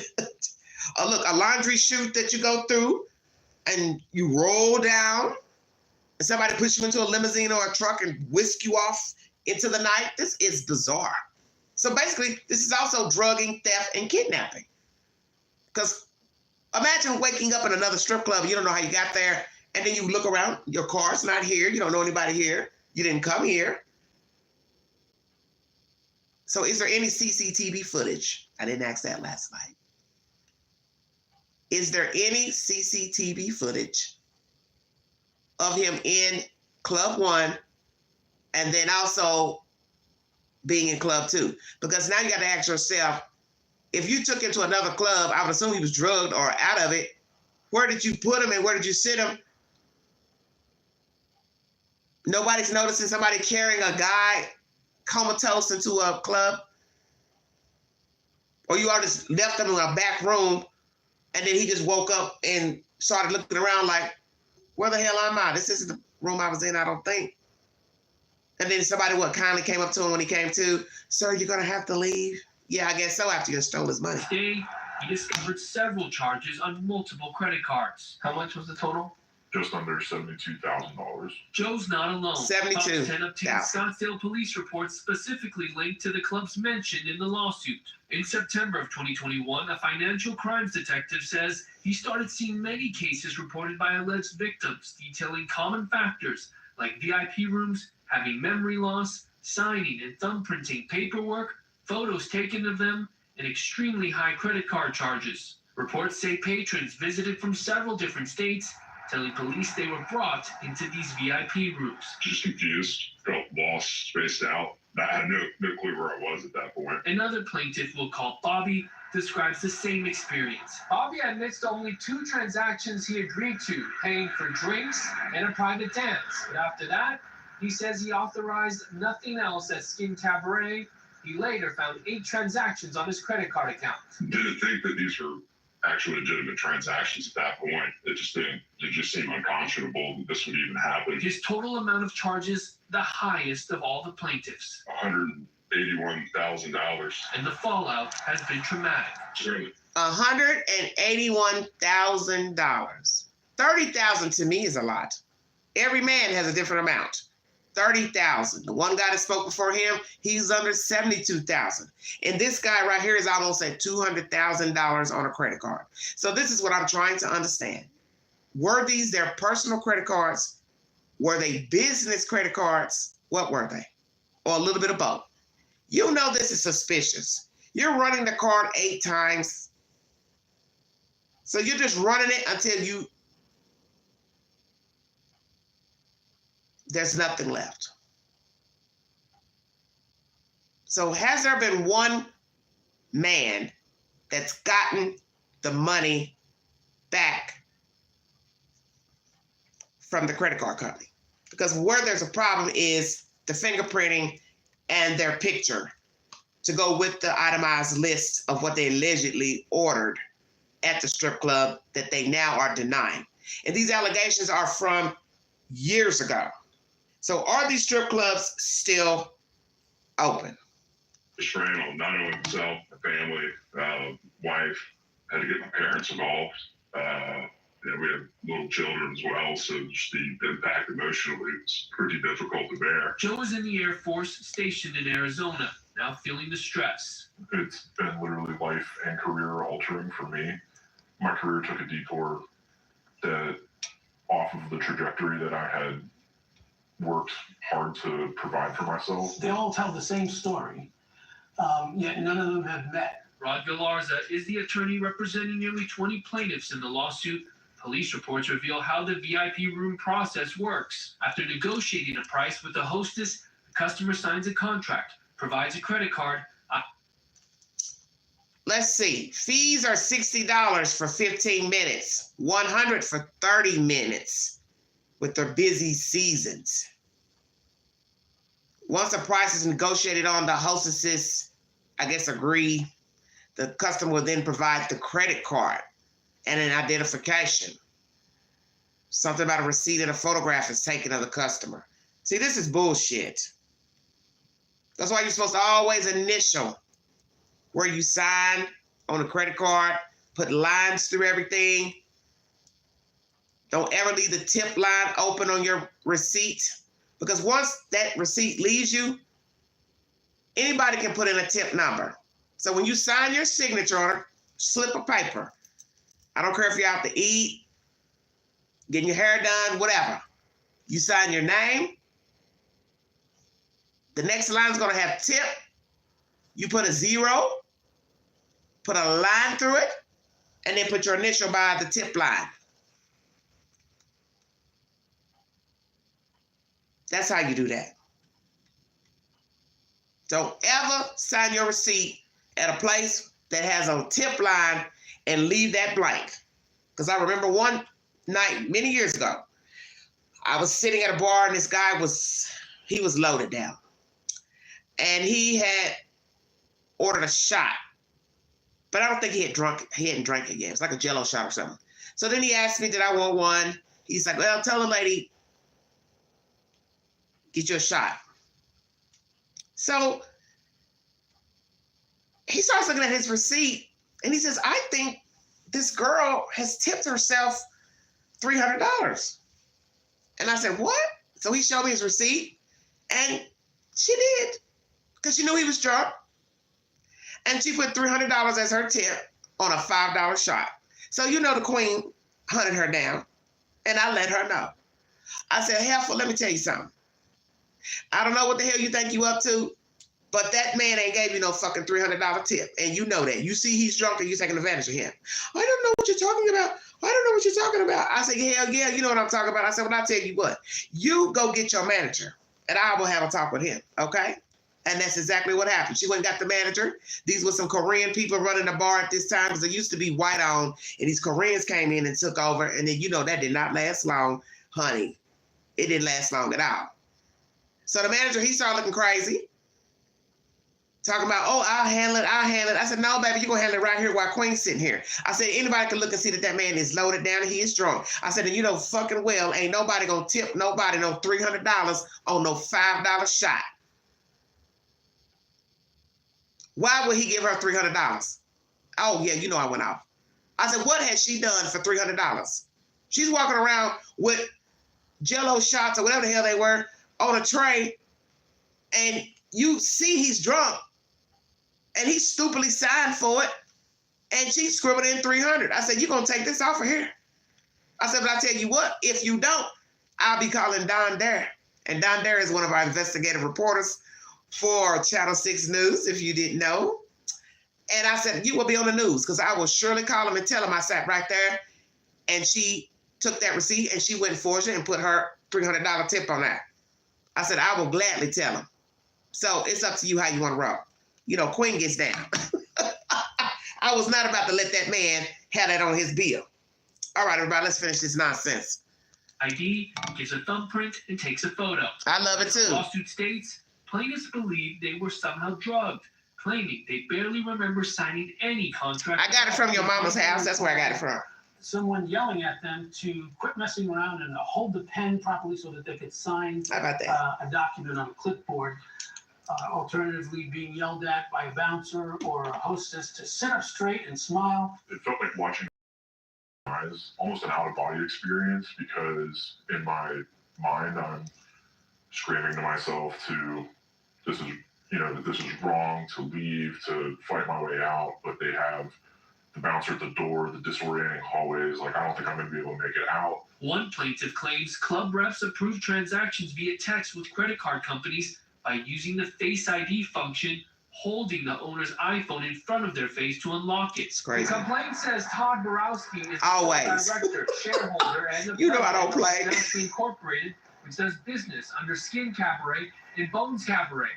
In a court filing by the defendants last month, they denied all allegations. Borowski's lawyer released a statement to Fox 10 that reads in part, quote, the cases are baseless. It's like going into a casino and asking for your money back after you choose to be there. Dennis Willenchik goes on to say that the plaintiffs were not drugged and the dancers were independent contractors, citing the signed documents and photos, saying, quote, their credit card companies also investigated and approved the transactions. Joe confirms his credit card company left him on the hook with the entire debt. They ended up holding me accountable for those charges, and I'm still recovering from that. Galarza says charges went beyond credit card limits for clients specifically with American Express accounts. In each one of these cases, an American Express card was used. Let me see what he said. Hold on, let's hear that again. Accountable for those charges, and thank you. Still recovering from that. Galarza says charges went beyond credit card limits for clients specifically with American Express accounts. In each one of these cases, an American Express card was used, and in virtually every case, the credit limit was exceeded. Bobby's Amex credit card limit was around. I don't understand. How can the credit limit go over the amount?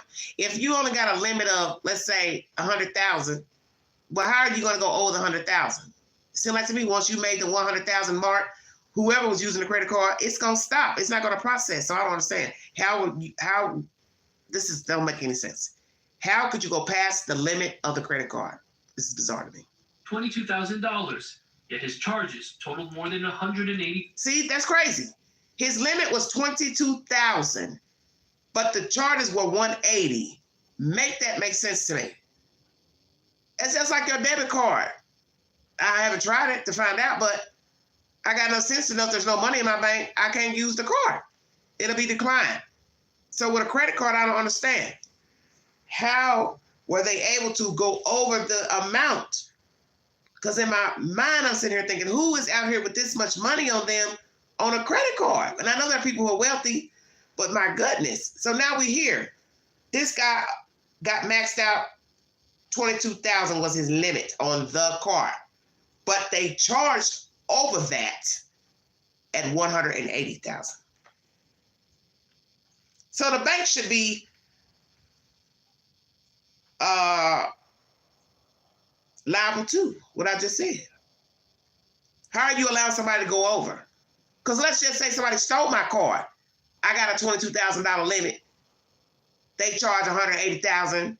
So you'll approve that. You'll say, oh, well, we know it wasn't you, so we're going to cover that money back. Oh, but because he's in a strip club and he did a fingerprint and an ID, you don't believe it wasn't fraudulent. But that's why I said if you look at the ID, the pictures that they took, do they look like they're smiling for the picture or they look like they're slumped over? Something's off. A spokesperson with Amex responded saying, quote, American Express policy is to review all disputes, including considering evidence submitted by our card members and seeking merchant support for disputed charges. We followed our standard policies and procedures in this case. Due to pending litigation, we do not have further comment at this time. According to Galarza, the average total charges for each plaintiff is $72,000, and with nearly 20 victims, the sum is more than $1.1 million. Are you still traumatized? Oh yeah, I've done as much as I can think to compartmentalize the situation and try to control what I can control and get over it. But every time I make progress in my life to move on, I get an email about it. I get a text about it. I remember that, I could be able to afford X, Y, or Z, or have savings built up and capitalize and have those options that I've rightfully earned, but that all got taken away from me. Well, now you got to ask this question. 20 different men are lying, and did they know they could go over the maximum amount of their credit card?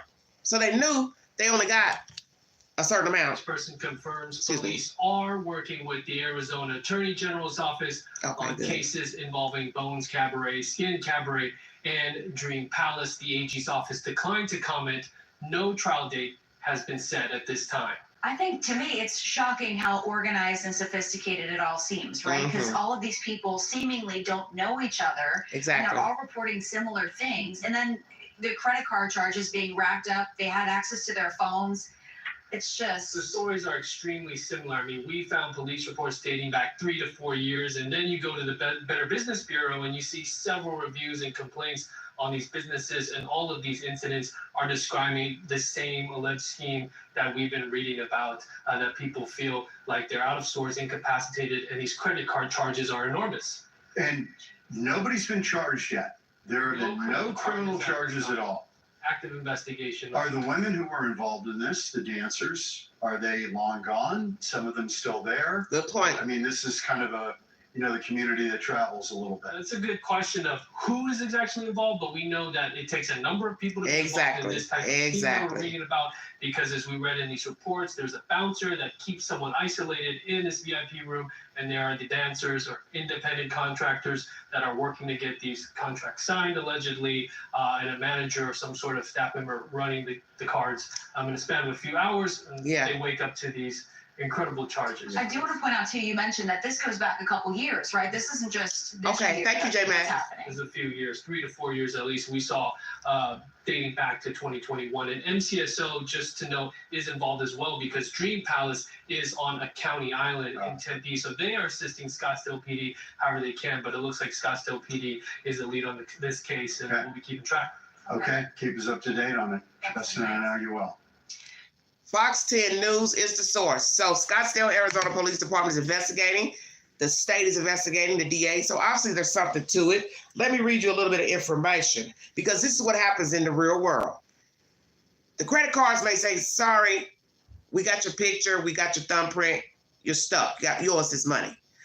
But civilly, you can sue whoever you want. So for them to try to recoup that money back to pay off their credit card bills, they bring forward a lawsuit, okay? And I don't blame them, because I just refuse to believe 20 different men are making this up.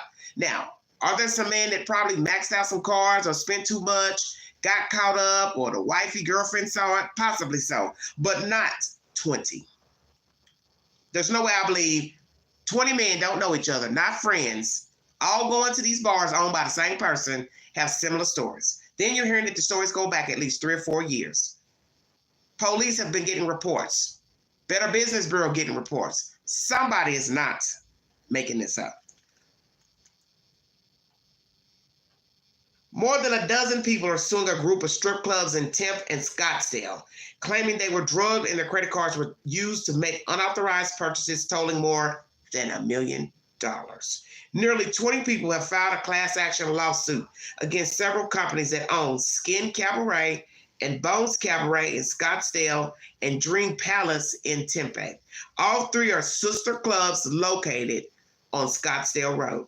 The first part of the lawsuit was filed in December on behalf of 15 people, while another man was added to the lawsuit on February 13th. Court documents claim the companies were behind a scheme where the customers were drugged and then their wallets and cell phones were stolen while the alleged victims were passed out, photos were taken of them, and their signatures were forged on credit card charges, the lawsuit says. The incidents happened between October 2021, November 16, 2023, at the three clubs. All of the men alleged cash was stolen from them. See, I asked that too. What all was taken? Jewelry, rings, bracelets, what? So now we hear cash was also taken. Stay woke now. Okay. At least one fingerprint used for the contract was someone else's. See, this makes no sense. All the men alleged cash was stolen from them, and at least one fingerprint used for a contract was someone else's. Interesting. One alleged victim said he went to Skin Cabaret on February 10th, 2022, and that he paid for drinks and a private dance totaling $6,300 for one charge, $4,800 for another, and nothing else. So right there's your $11,000 he spent. He claims the drinks were tainted with something that caused him to black out. So repeat, $6,300 for drinks and a private dance, totaling $6,300 for one charge. The other charge was $4,800 for another, and then he says nothing else. Still a lot of money. He believes a dancer rolled his fingerprint and forced him to sign a document, which led to unauthorized charges of $187,600. And that's the guy you heard in here with the 180-something thousand, I believe, who only had a max on the card of 22,000 max on the card. So $187,600 to his American Express card. The alleged victim said the signatures and initials for the payments weren't his. So that makes no sense. You're drugging people, using their fingerprints and what? Propping them up to pretend they're... How are you going to prop somebody up to smile for a picture if they're passed out? That doesn't make any sense. So that's where the fingerprint will come in. This is all bizarre to me. Another man said he went to Bone Cabaret on November 20th, 21, and admits he paid $170 for a private room and $4,000 for dances, but never approved charges totaling $58,820. God, that's a lot of money. He claims he was drugged and said someone else signed the credit card receipts for tipping the hostess $6,000 or paying someone $8,550. Wow, wow, wow. The alleged victim said staff forced him to stand to have his photograph taken holding a clipboard so the charges would be approved. The lawsuit claims another man was secretly drugged at Bones Cabaret and was taken to a private back room in March 2022. His two friends reportedly tried to get him out, but the staff wouldn't let them. The man claims employees forced his signature initials and placed his thumb on multiple receipts, charging his credit card under the guise of tips. He came to and found out he had unauthorized credit card charges totaling $109,764. The lawsuit laid out similar incidents where men say they were drugged and staff approved credit card charges for them, showing a pattern for the alleged scheme. The document said the men didn't know each other. The men are asking for a jury trial and want their money back from the clubs, plus punitive damages. The law firm of Wilenchik and Bartness, the attorneys representing the company, sent Arizona's family a statement on Wednesday denying any wrongdoing. They claim all services were signed for and the credit card companies upheld the charges. Wow, that's bad. The suggestion that someone guided the plaintiff's hands in signing for each service is simply ludicrous, Dennis Wilenchik said in an email statement. No bouncers prevented their exit. There are no hard doors preventing anyone from leaving. In short, this is no different than going into a casino to gamble, losing money and demanding its return, only worse. The plaintiffs received what they bargained for and did not complain to our client about any of it while they were receiving the benefits of what they sought. Well, that makes no sense, because how am I going to complain if I'm incapacitated? This is bullshit. AZ Family News is the source. So, I got 103 in the room. Going to put up a poll right quick. Thank you all so much for joining me. Do you believe these men are lying? Total of 20 men now. Started off with 15. One added in February, and now a total of 20 are on a lawsuit to sue these sister strip clubs. And they're all owned by the same person. So now you got to use your head. Who's lying here? The staff, the dancers, the owner, the manager. Nobody locked anybody in, so they're saying. But while some men trying to get in a room where their friend is, and the friend can't get out and they can't get in. What's that all about? Because he probably wasn't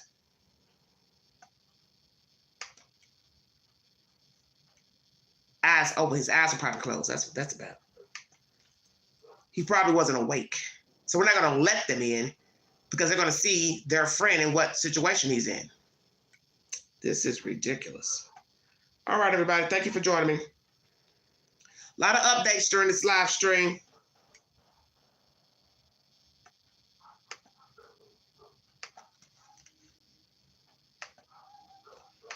$20 men so far.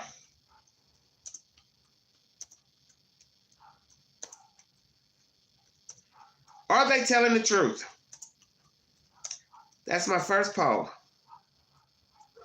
I will also give you an option of saying you're not sure, because anything's possible. Hey, Trey. It's in Scottsdale and Tempe. I guess I'm pronouncing that correct. Bone, Skin Cabaret, Bones Cabaret, and the Dream Palace. 20 men on a lawsuit. Credit cards have not returned the money. The men are liable for the money, but I smell something fishy, because I refuse to believe that all these men are lying. No way. And they said the men do not know each other. Yeah, Scottsdale Road. Yes, yes. Take the poll, everybody. Got 109 in the room. Take the poll. Are the 20 men telling the truth? You have 3 options. Oh, right, Sammy. No, wait, yeah, not 20. I still wouldn't believe it when it was just the 15. Okay? You know, men get assaulted too. So, and what's suspicious to me is that the cards went over the limit that was allowed by the card itself, which I've never heard of. I've never heard of going past your limit on your credit card. Your credit card says you only have $22,000 total for credit to spend. And you go over the 22 at $180,000. How's that possible? That's some bullshit. So I think the credit card, bank, whoever owns the damn credit card, you're just as liable, because if you tell me I only got $22,000, when I max out the $22,000, that should be it. How the hell do you go from $22,000 to $180,000 owed? Hell yeah, I'd be suing too. Hey, I'm trying to get $500,000. You causing me suffering? I gotta pay this credit card all this fucking money back? Can you imagine paying $180,000 on $22,000? This is not like writing bad checks. You got $200 in the bank. Yeah, you could write so many checks, but guess what? We got telecheck and all that. You won't even be able to pass no bad checks. So the credit card, debit company, whoever, you all full of shit. You all full of shit.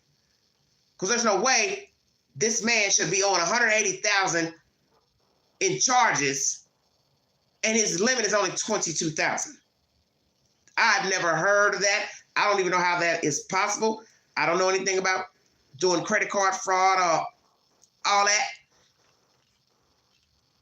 Because even with checks, they're going to stop. Somebody going to stop before you get out the door. Sorry, bounce the check. We called the police. This is some bullshit.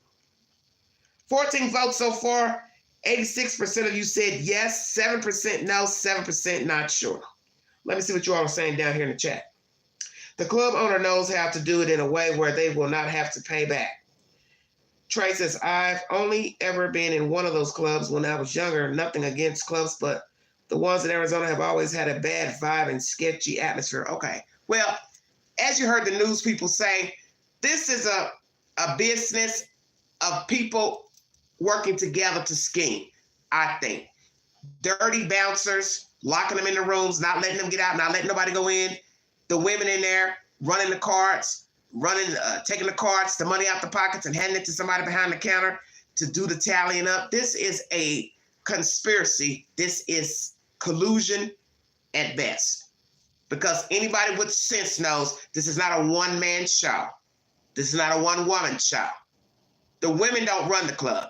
They don't do the books. They don't do the math. They're not the ones taking the, you know what I'm saying, debit card, personal checks, however it go.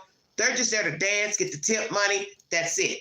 But the fact that these guys say they were incapacitated, one woke up at a whole nother club, Dream Palace, that's bullshit. And who would make that up?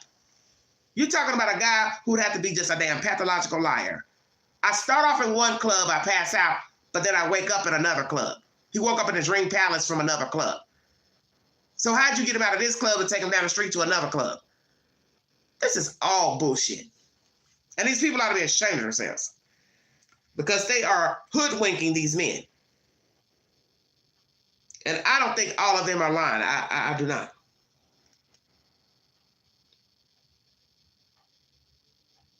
So yeah, so how are they making their money if there's barely any income? What are you saying, Trey? I think that's the reason why they're pulling off this scam. It's because they ain't making no money. They're not making no money. You're talking about $100 for a few minutes, 30 minutes. That's money. I don't care who you are. $100 for anybody to do something for 30 minutes is a lot of money. You know, that's like lawyer fees, $200, $300 an hour to talk to me. $100 for a massage. Just 15 minutes, 15 minutes. This is bullshit. So what, honey? Makes sense too because I drive by them on the way home at night. There's only even 4 to 6 cars there at night. Can't imagine only 6 clients would even bring enough money to keep the power. Exactly. Yes. Yes, exactly. It's a hustle because they're not making any money. I'm not saying that a lucrative club wouldn't still have some type of scams going on. Because so long as you're using debit cards, there's going to be some type of scheme and scamming. That's just the way it is. Anytime you use your credit card, I don't care where you're using it. But you are in the entertainment business. The women are there as your independent contractors, so they say. So guess what? If the business ain't making no money, then the dancers ain't making no money. So we got to come up with a way to make some fucking money. So this is a good hustle. Put something in the drink, spray something in the air, whatever that is. You know, this is like the Taliban that you're seeing here with these people. These people act like we're in Afghanistan some damn where. Spraying shit in the air. What the hell? I believe that man. He said I smelled perfume, something, and he said I was out. And he said it was coming from a crack in a door. Oh, he's not making that up. And these people out there shaming themselves. You're going to pay these people because you know what's getting ready to happen? The district attorney has their own investigator. So what they're going to do is send Mr. Bob Jones out, and he's getting ready to dig in everybody's Kool-Aid and money bag. And you can best believe the investigator's getting ready to find more than just fraudulent charges. They're probably going to find drug dealing. Somebody ain't paid their taxes, lied on their taxes, tax fraud, drugging people. Somebody's going to have a receipt. Somebody's going to have it on camera. Ding, ding, ding. Somebody's going to be stupid enough to have it in their phone. You can't erase it out your phone. And you know that. Seize your phone. Seize their cameras in the businesses. Anything that don't look right. Carrying people out to their cars. See, you don't really know. Because they took him, allegedly took one guy from one club after robbing him and took him to another club. And I said that last night during my live. I got a feeling a lot of stuff was stolen off these guys, such as jewelry, rings, bracelets, watches. Did anybody wake up without a Rolex? Or they had 5 in cash and the credit card, debit card, cash app cards. Did anybody wake up with all their cards gone? Cash gone, jewelry gone. Come on. Camera showing him coming in roped up with jewelry. Now he ain't got nothing. Sammy, thank you so much, sweetheart. All right, everybody. 26 people have voted. 62% of you said yes, but 35% of you said you're not sure. Wow, okay. Okay, I'll end that poll. Well, let's go here. Do you think they'll win the lawsuit? Because civilly, you can get your money. And we've seen this with many cases of wrongdoing, bad business, sexual assault, wrongful death. The jury might say not guilty.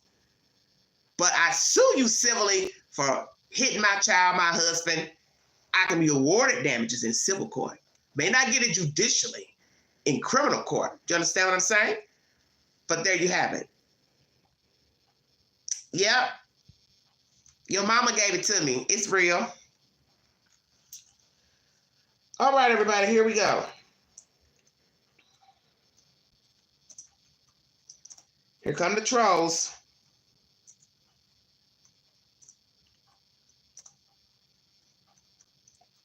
Don't have nothing better to do.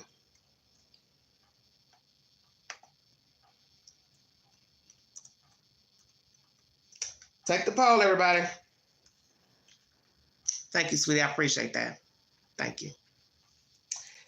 Thank you, Miss Sammy Nicole, for the donation. Thank you. Hope everybody had a good Easter. All right, everybody, take this poll. 84 in the room. Thank you for patronizing.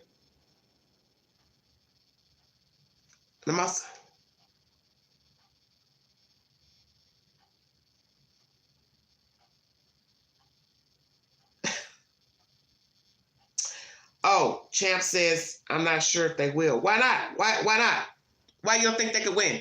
Why not? Because you got to remember something, what I just said. An investigator is going to investigate the company, the people that work there. And let me tell you about people, what you should already know. There's certain things you just cannot hide. And your cell phone is one of them. Whatever you're doing in that cell phone, your searches, what you looked up, text messages, all that, that's in there, ain't going nowhere. And I'm sure they're going to find some improprieties with people's debit cards, credit cards. Because it seems like to me, you would run my card one time and one time only. Just like when you go to the bar. They ask you, do you want a tab? Who wants to keep running a card in a bar on a busy night? It's a difference if I'm running a tab for different people or different people ordering a drink and I'm using a credit card, debit card, taking cash, whatever. But one person is sitting at the bar drinking or sitting at a table. What is the purpose of keep running the damn card when you could just ring up a tab? They bought a Long Island iced tea. They bought a Long Island iced tea for this person. Okay, so you know to put 2 drinks on there. Then they come back up. What are you supposed to say? Do you have a tab? You say yes. Then you give them the name. Then you swipe it or you tally it up on your notes or however it go. But damn. Then at the end of the night, you go to the bar, tell them you're ready to pay up. You check the receipt to make sure it's everything that is coinciding to what you spent. You either sign it or you don't. And you always put a 0 through the tip line unless you want to give a tip. That's up to you. But I believe in taking cash to the bar. I like cash. I'm old school. I like seeing green. Hell, I could lay it all out on the bed like it's a comforter. I don't give a damn about no credit card, no debit card. I don't care about none of that. I like to see my money. I loves it. I'm the type of queen, I go to the bank, I tell her, give me all her ones. Give me all ones, or give me all fives, because I want to make sure I can break bread, see the change back. See, you can't fuck up a $5 bill. You go to McDonald's, you go somewhere to eat, get you a quick burger, something, $3, I give you 4 ones. How you gonna fuck that up? I give you a $5 bill. Ain't too much fucking up you can do, but except for give me the wrong couple cents off change. But you start talking about big bills, people start thinking you green and you gullible. Because, you know, people run all kind of cons and schemes. Oh, you didn't give me but a 10, but you gave him a 20. And I'm letting you know.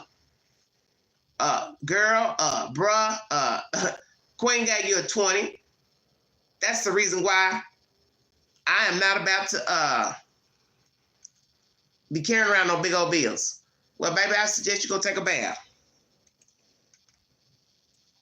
Why are you people in my chat with this nonsense? Please. Yesterday was Easter, honey. Go read your Bible. 63% of you said yes, they will win the lawsuit. 5% no so far, 32%. So really, you all are really not sure. There will be enough digital evidence, in my opinion. Yes, Nature, I agree. I believe it will. I believe it's going to be a whole lot of stuff. See, what you got to remember about conning people. If they fooling with credit cards and you got several people involved, somebody going to spill the tea because people are shaky. Just because they do wrong don't mean they won't admit when they're caught with their foot in the trap. Oh, I ain't trying to go down for no credit card fraud. I ain't trying to go down for no fraud. Hell no. Ooh, I want to go to court. I want to testify. But somebody going to give up the tea. Because, as I said, I believe the investigators, they're going to find a whole lot of other shady shit going on with the strip clubs. Because what I have to tell myself is the obvious. If you're doing this with fingerprints and photographs and there's allegedly drugs involved, you doing some other shit too. Probably money laundering, selling of narcotics. Somebody might be even selling drugs at the club. Somebody probably got some extensive criminal records. Bodyguards probably haven't been checked thoroughly. Probably don't have a license to carry, all that. So you got to ask all those questions too. Do the bodyguard security have weapons on them? Are they licensed to carry? Have they took a security course? You know, what are the laws in Arizona? I don't know. It's going to be some BS. You watch what I tell you. Next time I go live, it'll probably be some more nonsense with these 3 clubs. You can best believe. You're probably going to hear some other stuff too. Battery, sexual assaults, women being coerced to do things. This is a conspiracy. The women need the money because they're dancing. So hell yeah, they putting $6,000 tips on them damn receipts. So they're drugging them, putting the tips on there, stealing the money out their wallets, and then they take that receipt and hand it to the manager, and he's running it up to keep that damn business afloat. That's what's going on. What you say, honey, Mr. Free? They usually do carry. Well, that's what I'm saying. But imagine you got somebody in there carrying that ain't supposed to be carrying. Ain't got no license, no permit. Anything's possible. I just think they're doing a whole lot of other shit. Because the one lady whose comment I read earlier, who's a dancer, she doesn't work for them, but I read her statement to the news. She said, I've never heard of anything like this. I never heard of using fingerprints and taking pictures. I found that odd too. What do you need my picture for? I walk in. All you have to do is just say, well, if you give us a credit card or debit card, maybe see your ID to match the credit card. That's all you have to do. May I see your driver license, please? Show your driver license, show your credit card, debit card. We run the card for what you want. You put your card and your ID back in your pocket. The card shouldn't even still be accessible for nobody to run shit. Well, we leave your card back here until you're done. No, I'm not leaving my card nowhere. So that's what I need to know. Are the men leaving their card with somebody? Because how are you running the charges without the card? Most credit cards, well, debit cards, you got to have a PIN. Now, some stores you go in, you can run your card. You don't have to put a PIN in. You don't have to press credit or nothing. You just run the card. Every machine is different. But if I was a man and I wanted to be in these clubs, I would take a bunch of 5s and 1s with me. And when all of the 5s and 1s are done, I'm done. So whatever peaches sugar mama didn't get, oh well, she had to get it from another man, but she won't get it from me. He don't usually carry paperwork, just a gun and they ID. Well, I got a feeling they have been doing some funky business. All right, we're going to end this poll so you all can see what you all voted on. Damn, the count went down worse. 53% yes, think they will win. 30% of you said you're not sure, and 16% said no, they're not going to win. Oh, well. During this live stream, I brought you an update pertaining to Cameron Sutton. He played for the Detroit Lions. He's been a naughty boy. He beat up his girlfriend, strangled her. He finally turned himself in. He has been let go from the Detroit Lions. He played for Pittsburgh for about 6 seasons. He's fucked himself, but that's his choice. Turned himself in, finally.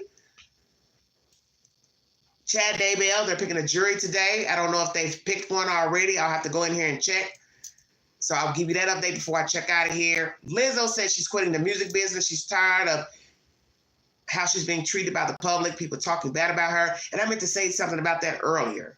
As far as her going to that dinner party that the president threw, or whatever it was for, event. A lot of people complained it was a lot of money. About 100-something thousand or so for a plate, whatever it was. Should she have performed there? I don't know. She's got to eat, she's got to make money. And that's the whole point of business, is it not? Everybody's in it to make money. I don't care what it is. But maybe some people feel like she shouldn't have performed at a club, not a club, but an event where the stakes were so high. I don't know. So now you got to ask how much she was paid. Did she say ugly things to those backup dancers last year? Because they have a suit against her, 3 of them. And maybe she hasn't come to grips with what she's done and said to these women, if true. And until she can set atonement, she probably is going to keep feeling crummy, and people are going to keep talking bad about her because she's a heavy girl. So really she wasn't in a space, some would think, to talk bad about the other girls. And some of them were nowhere near the size that Lizzo is. So some would say you're being hypocritical. So What is the deal with those women? Mad, one left, one got fired. What's the truth? Sexual allegations, putting them in awkward situations that were sexual. When they went out of town, went overseas to perform, there was a show that one girl didn't want to perform on the stage because they were doing some old touchy-feely stuff, and she felt coerced. Well, she could have walked out. I mean, I know your way around Paris or wherever you all were, Dubai, wherever you all were, but the point I'm saying is, just say no. There comes a point in life when you have to stand up for what you believe in and just say no. So I don't know what Lizzo's going to do. This could be a PR move, get some sympathy, because what she has to tell herself is she doesn't have any other talents. What is she going to do for a living? Because let me tell you something. You're making a couple of million today, tomorrow. It ain't the same when it ain't no money coming in. So is she going to leave the music business altogether? If she does, what's she going to do? Teach? Does she have a degree in something? Nursing? Engineering? What? What will she do for a living? Alex Murdaugh, he has been charged and sentenced 40 years in prison for his crimes, money crimes. He's a hot butter mess too. Check my list, make sure I got everybody on here. So I brought you updates pertaining to Alex Murdaugh, Lizzo, Chad Daybell, Cameron Sutton, the football player, who is no longer a football player, and this mess out of Arizona. 20 men now say they were drugged and robbed at 3 strip clubs that are owned by the same person. Strip club is denying any wrongdoing. I say they've done something. That's my personal opinion. Now let's see about this mess with Chad Daybell that I'm going to check out here. See if he has finally got a jury. I will be bringing you an update pertaining to Kevin Frankie, Ruby Frankie's husband. I want to talk about his role in being away from his family for a whole year. Because I feel like if he was in the picture, perhaps his children wouldn't have gotten abused. Oh my goodness, look at this mess here. Riley Stray's family says Belt should have secured pants. So are you all now saying he had pants on? Oh Lord, I'm never gonna get off this. Now, Nancy Grace, she's done a video. Riley Stray, no pants, no wallet, no water in lungs, no accident. Oh Lord. Search party gathers for missing teen with autism in Middle Tennessee. Let's see what they're talking about. Channel 10 News is the source. Local news right here in East Tennessee. Thank you.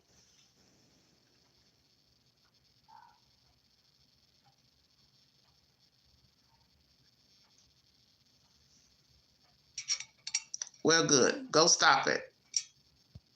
Make sure you spell my name right, too.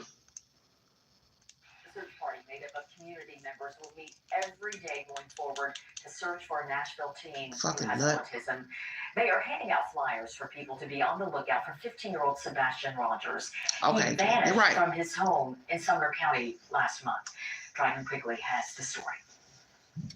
Karen Strom has been involved since the day she heard he went missing.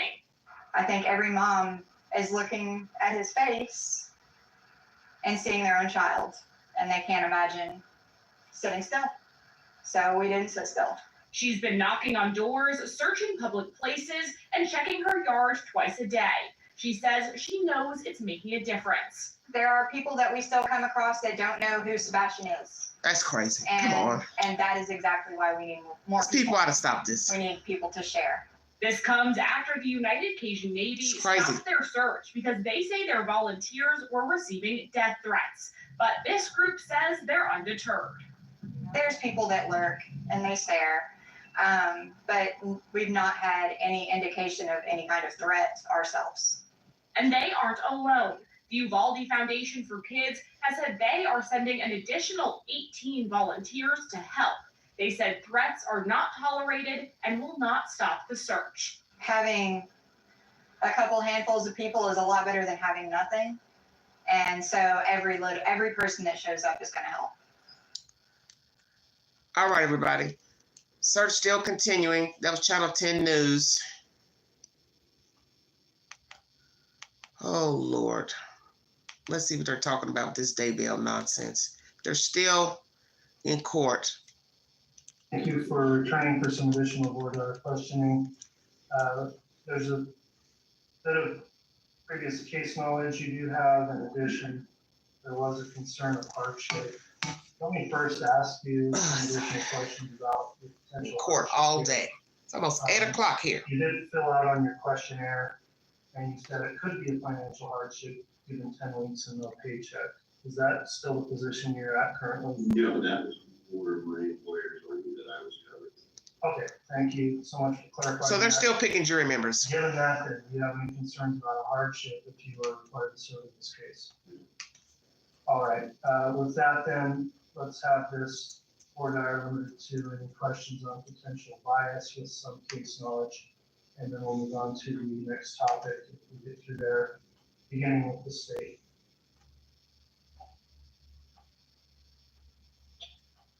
Your Honor, the state doesn't have any questions as to bias or case laws once arbitrary. Okay, no questions, Judge. All right.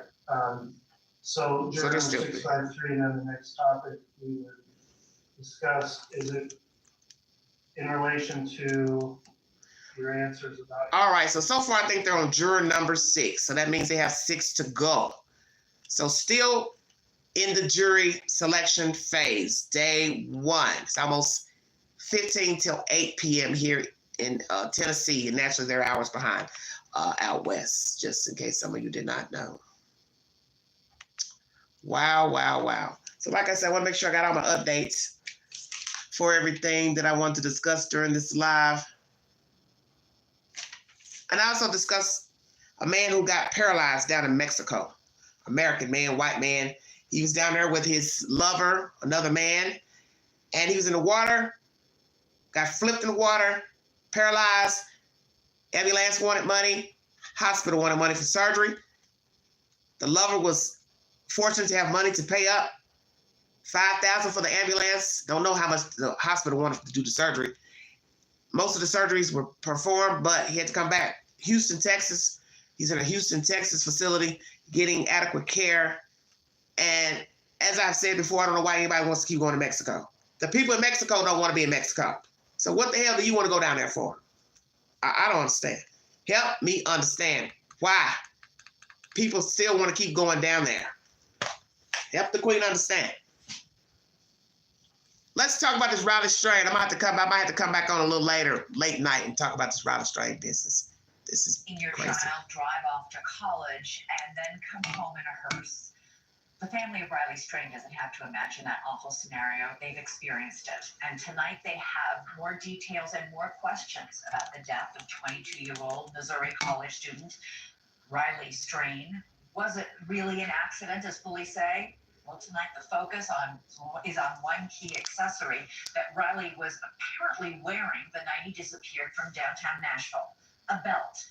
New information from the Strain family points to a possibility of a more sinister ending to the young man's life than the initial autopsy suggested. The Nashville Police Department has determined there were no signs of foul play. Riley's body was pulled from the Cumberland River 2 weeks after he vanished, about 8 miles away after a night out with friends.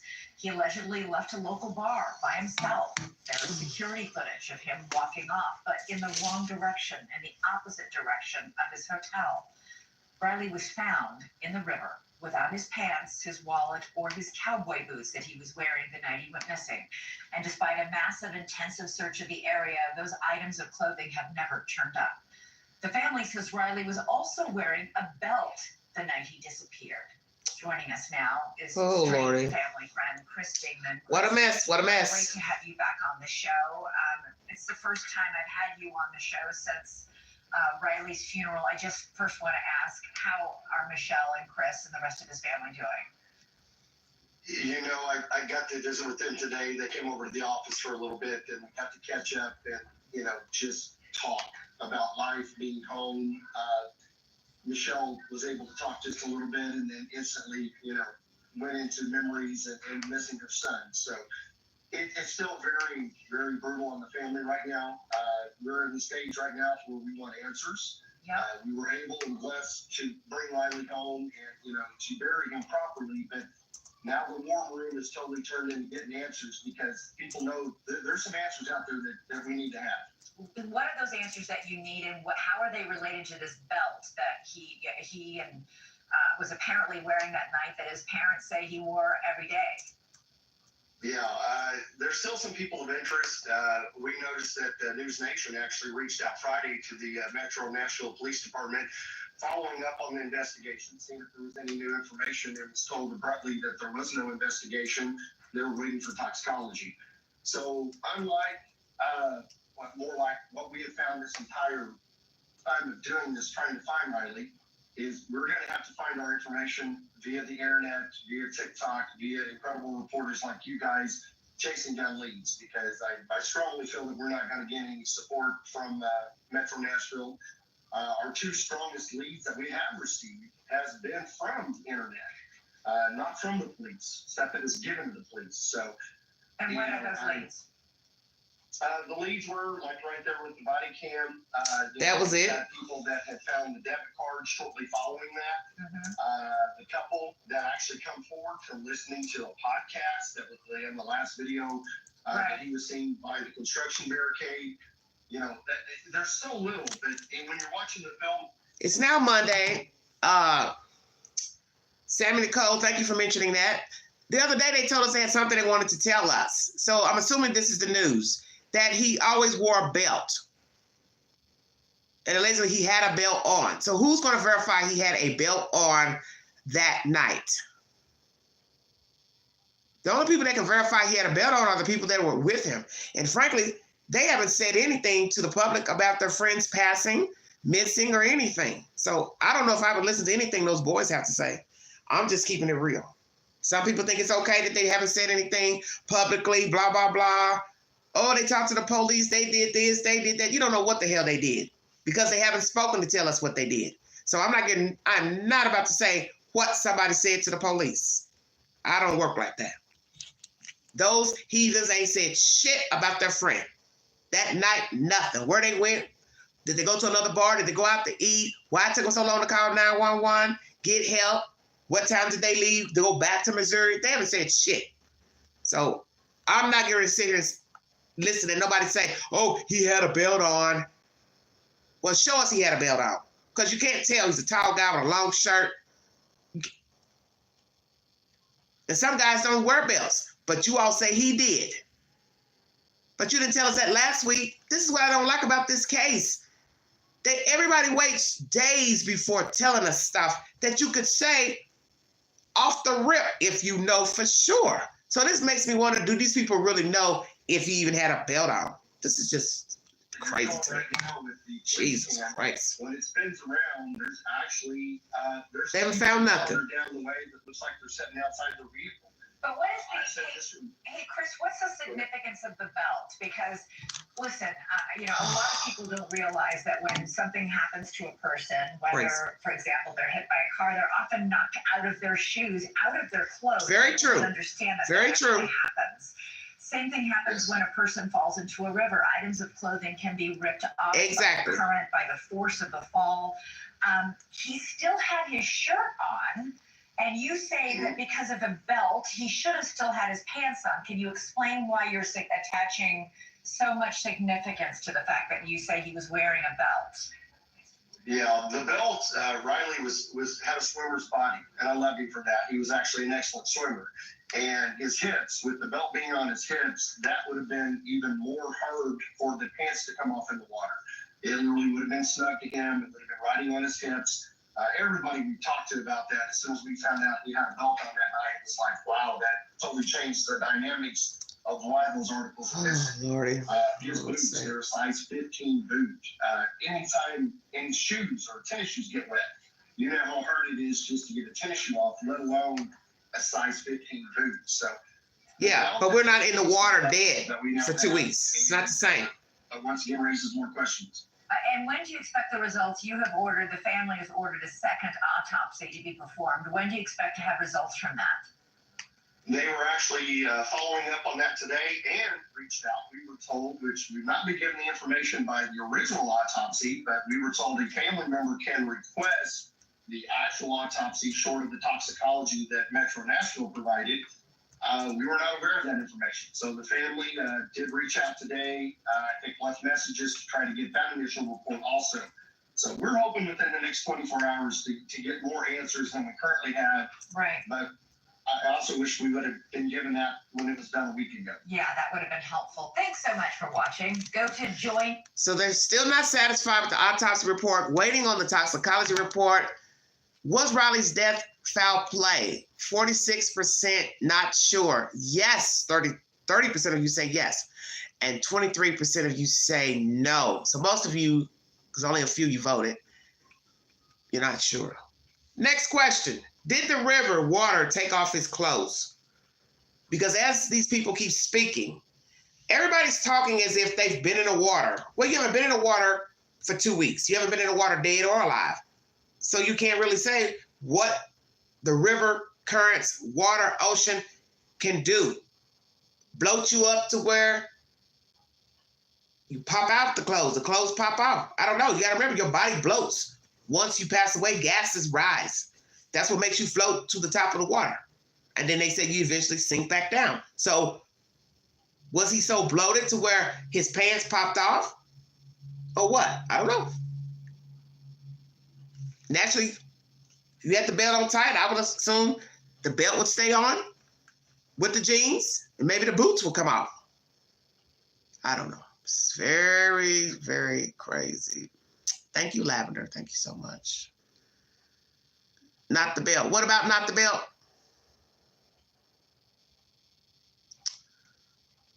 What about not the belt, sweetheart? Well, the belt would hold the pants up. So if he had the belt on tight that night, I'm going to assume the belt and the pants would have stayed on. But as far as the boots, they're filling up with water. They're in water a long time. Could they have gotten hung on something underneath the water? Came off? So allegedly he just had on the shirt, boxers, and socks. Shoes missing, pants missing, belt missing now, wallet, phone. Very interesting. 50% says yes, the water took his clothes off. No, 42%, 8%. You're not sure. Oh, Lord have mercy. The water wouldn't pull the belt off.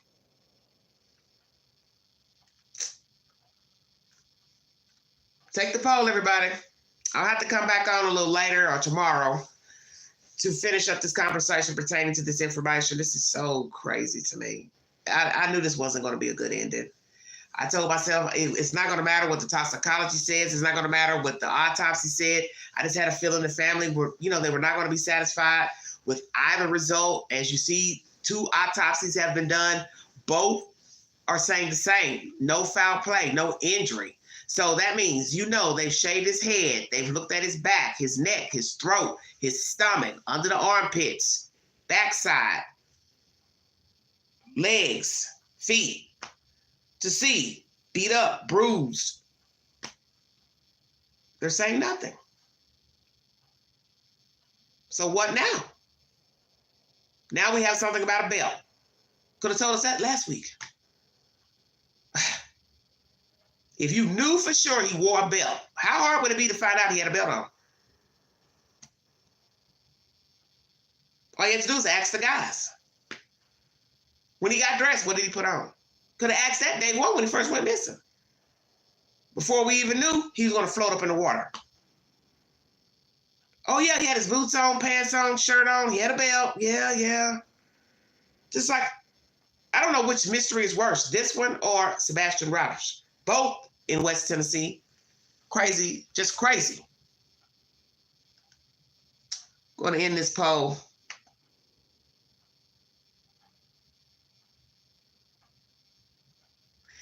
I'm going to leave you all, but I thank you all so much for following this network, your support. Once again, this live stream was pertaining to a man who had to pay a ransom to get out of Mexico because he had gotten ill. He had gotten paralyzed down there in the water, and his lover had to come up with monies to get him in an ambulance and also pay a surgeon to help provide medical care. I've also talked about Chad Daybell. Currently, they're still picking jury members for his upcoming trial. Alex Murdaugh has been found guilty. Has been sentenced to 40 years in prison for his fraudulent crimes of money crimes. Cameron Sutton, African-American male playing football for Detroit Lions, has been let go from the team for strangling his girlfriend or lady friend, partner, associate. And Lizzo, the musician, says she's going to quit the business. Don't know if she will or not. If this is just a ruse, trying to get attention. Don't know if the allegations against her from last year are true or not, that she berated her dancers and put them in compromising positions, sexual situations abroad or wherever. Don't know what's true, because in the end, everything's he said, she said, and the truth, and you entitled to your opinion. Thank you all so much for joining me. Thank you for listening. Sorry it took me so long to get the live started earlier. My content wasn't loaded up like I thought I had loaded it up, so it's taking me a while to try to search them out. But I will bring you updates. And the other main story was pertaining to the strip clubs. Can't forget that. I also discussed it last night. Feel free to check out that video, because we talked about a lot of stuff last night. Some crimes in Nashville with women stealing out of stores and the Walgreens. And one incident, the woman pulled a gas can out on the guy. And the other incident was a woman was 7 months pregnant last year, accused of stealing, her and a friend.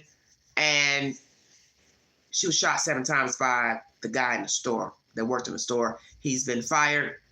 And she and her family are suing Walgreens for that shooting against her. Her baby has heart problems now, and she is wearing a colostomy bag, and she's allegedly suffering still. And the incident with the other lady with the gas can, that guy, he ended up quitting his job. And then we find out Walgreens has a policy: no one is supposed to chase you out of the store, follow you to your car if you have been stealing or suspect you're stealing. And that's the latest there. Please check out that live from yesterday. It was a very good live. And so I continued the subject with the strip club dilemma out in Phoenix. I do believe that these men were drugged and robbed of their monies, cash money, credit cards. I believe there's some schemes going on with these 3 clubs, 3 gentlemen clubs. And hopefully the district attorney will be able to bring forward charges and anything else they find, because I think they're going to find some other nefarious business. And the men can recoup the money, because the credit cards have not reimbursed them that money. Those men are in the hole, and we're talking about $1.1 million. That's my business today. Like, share, subscribe, drop your comments below. Thank you for joining me. And once again, if you'd like to donate to this great network, $Big-Angie129, Cash App, stickers, and chats are always welcome during the live stream. You all have a wonderful week. Movie of the week, In Her Skin, now playing free on Tubi. Check it out. I think you'll like it. Even listening to the Vault Excel.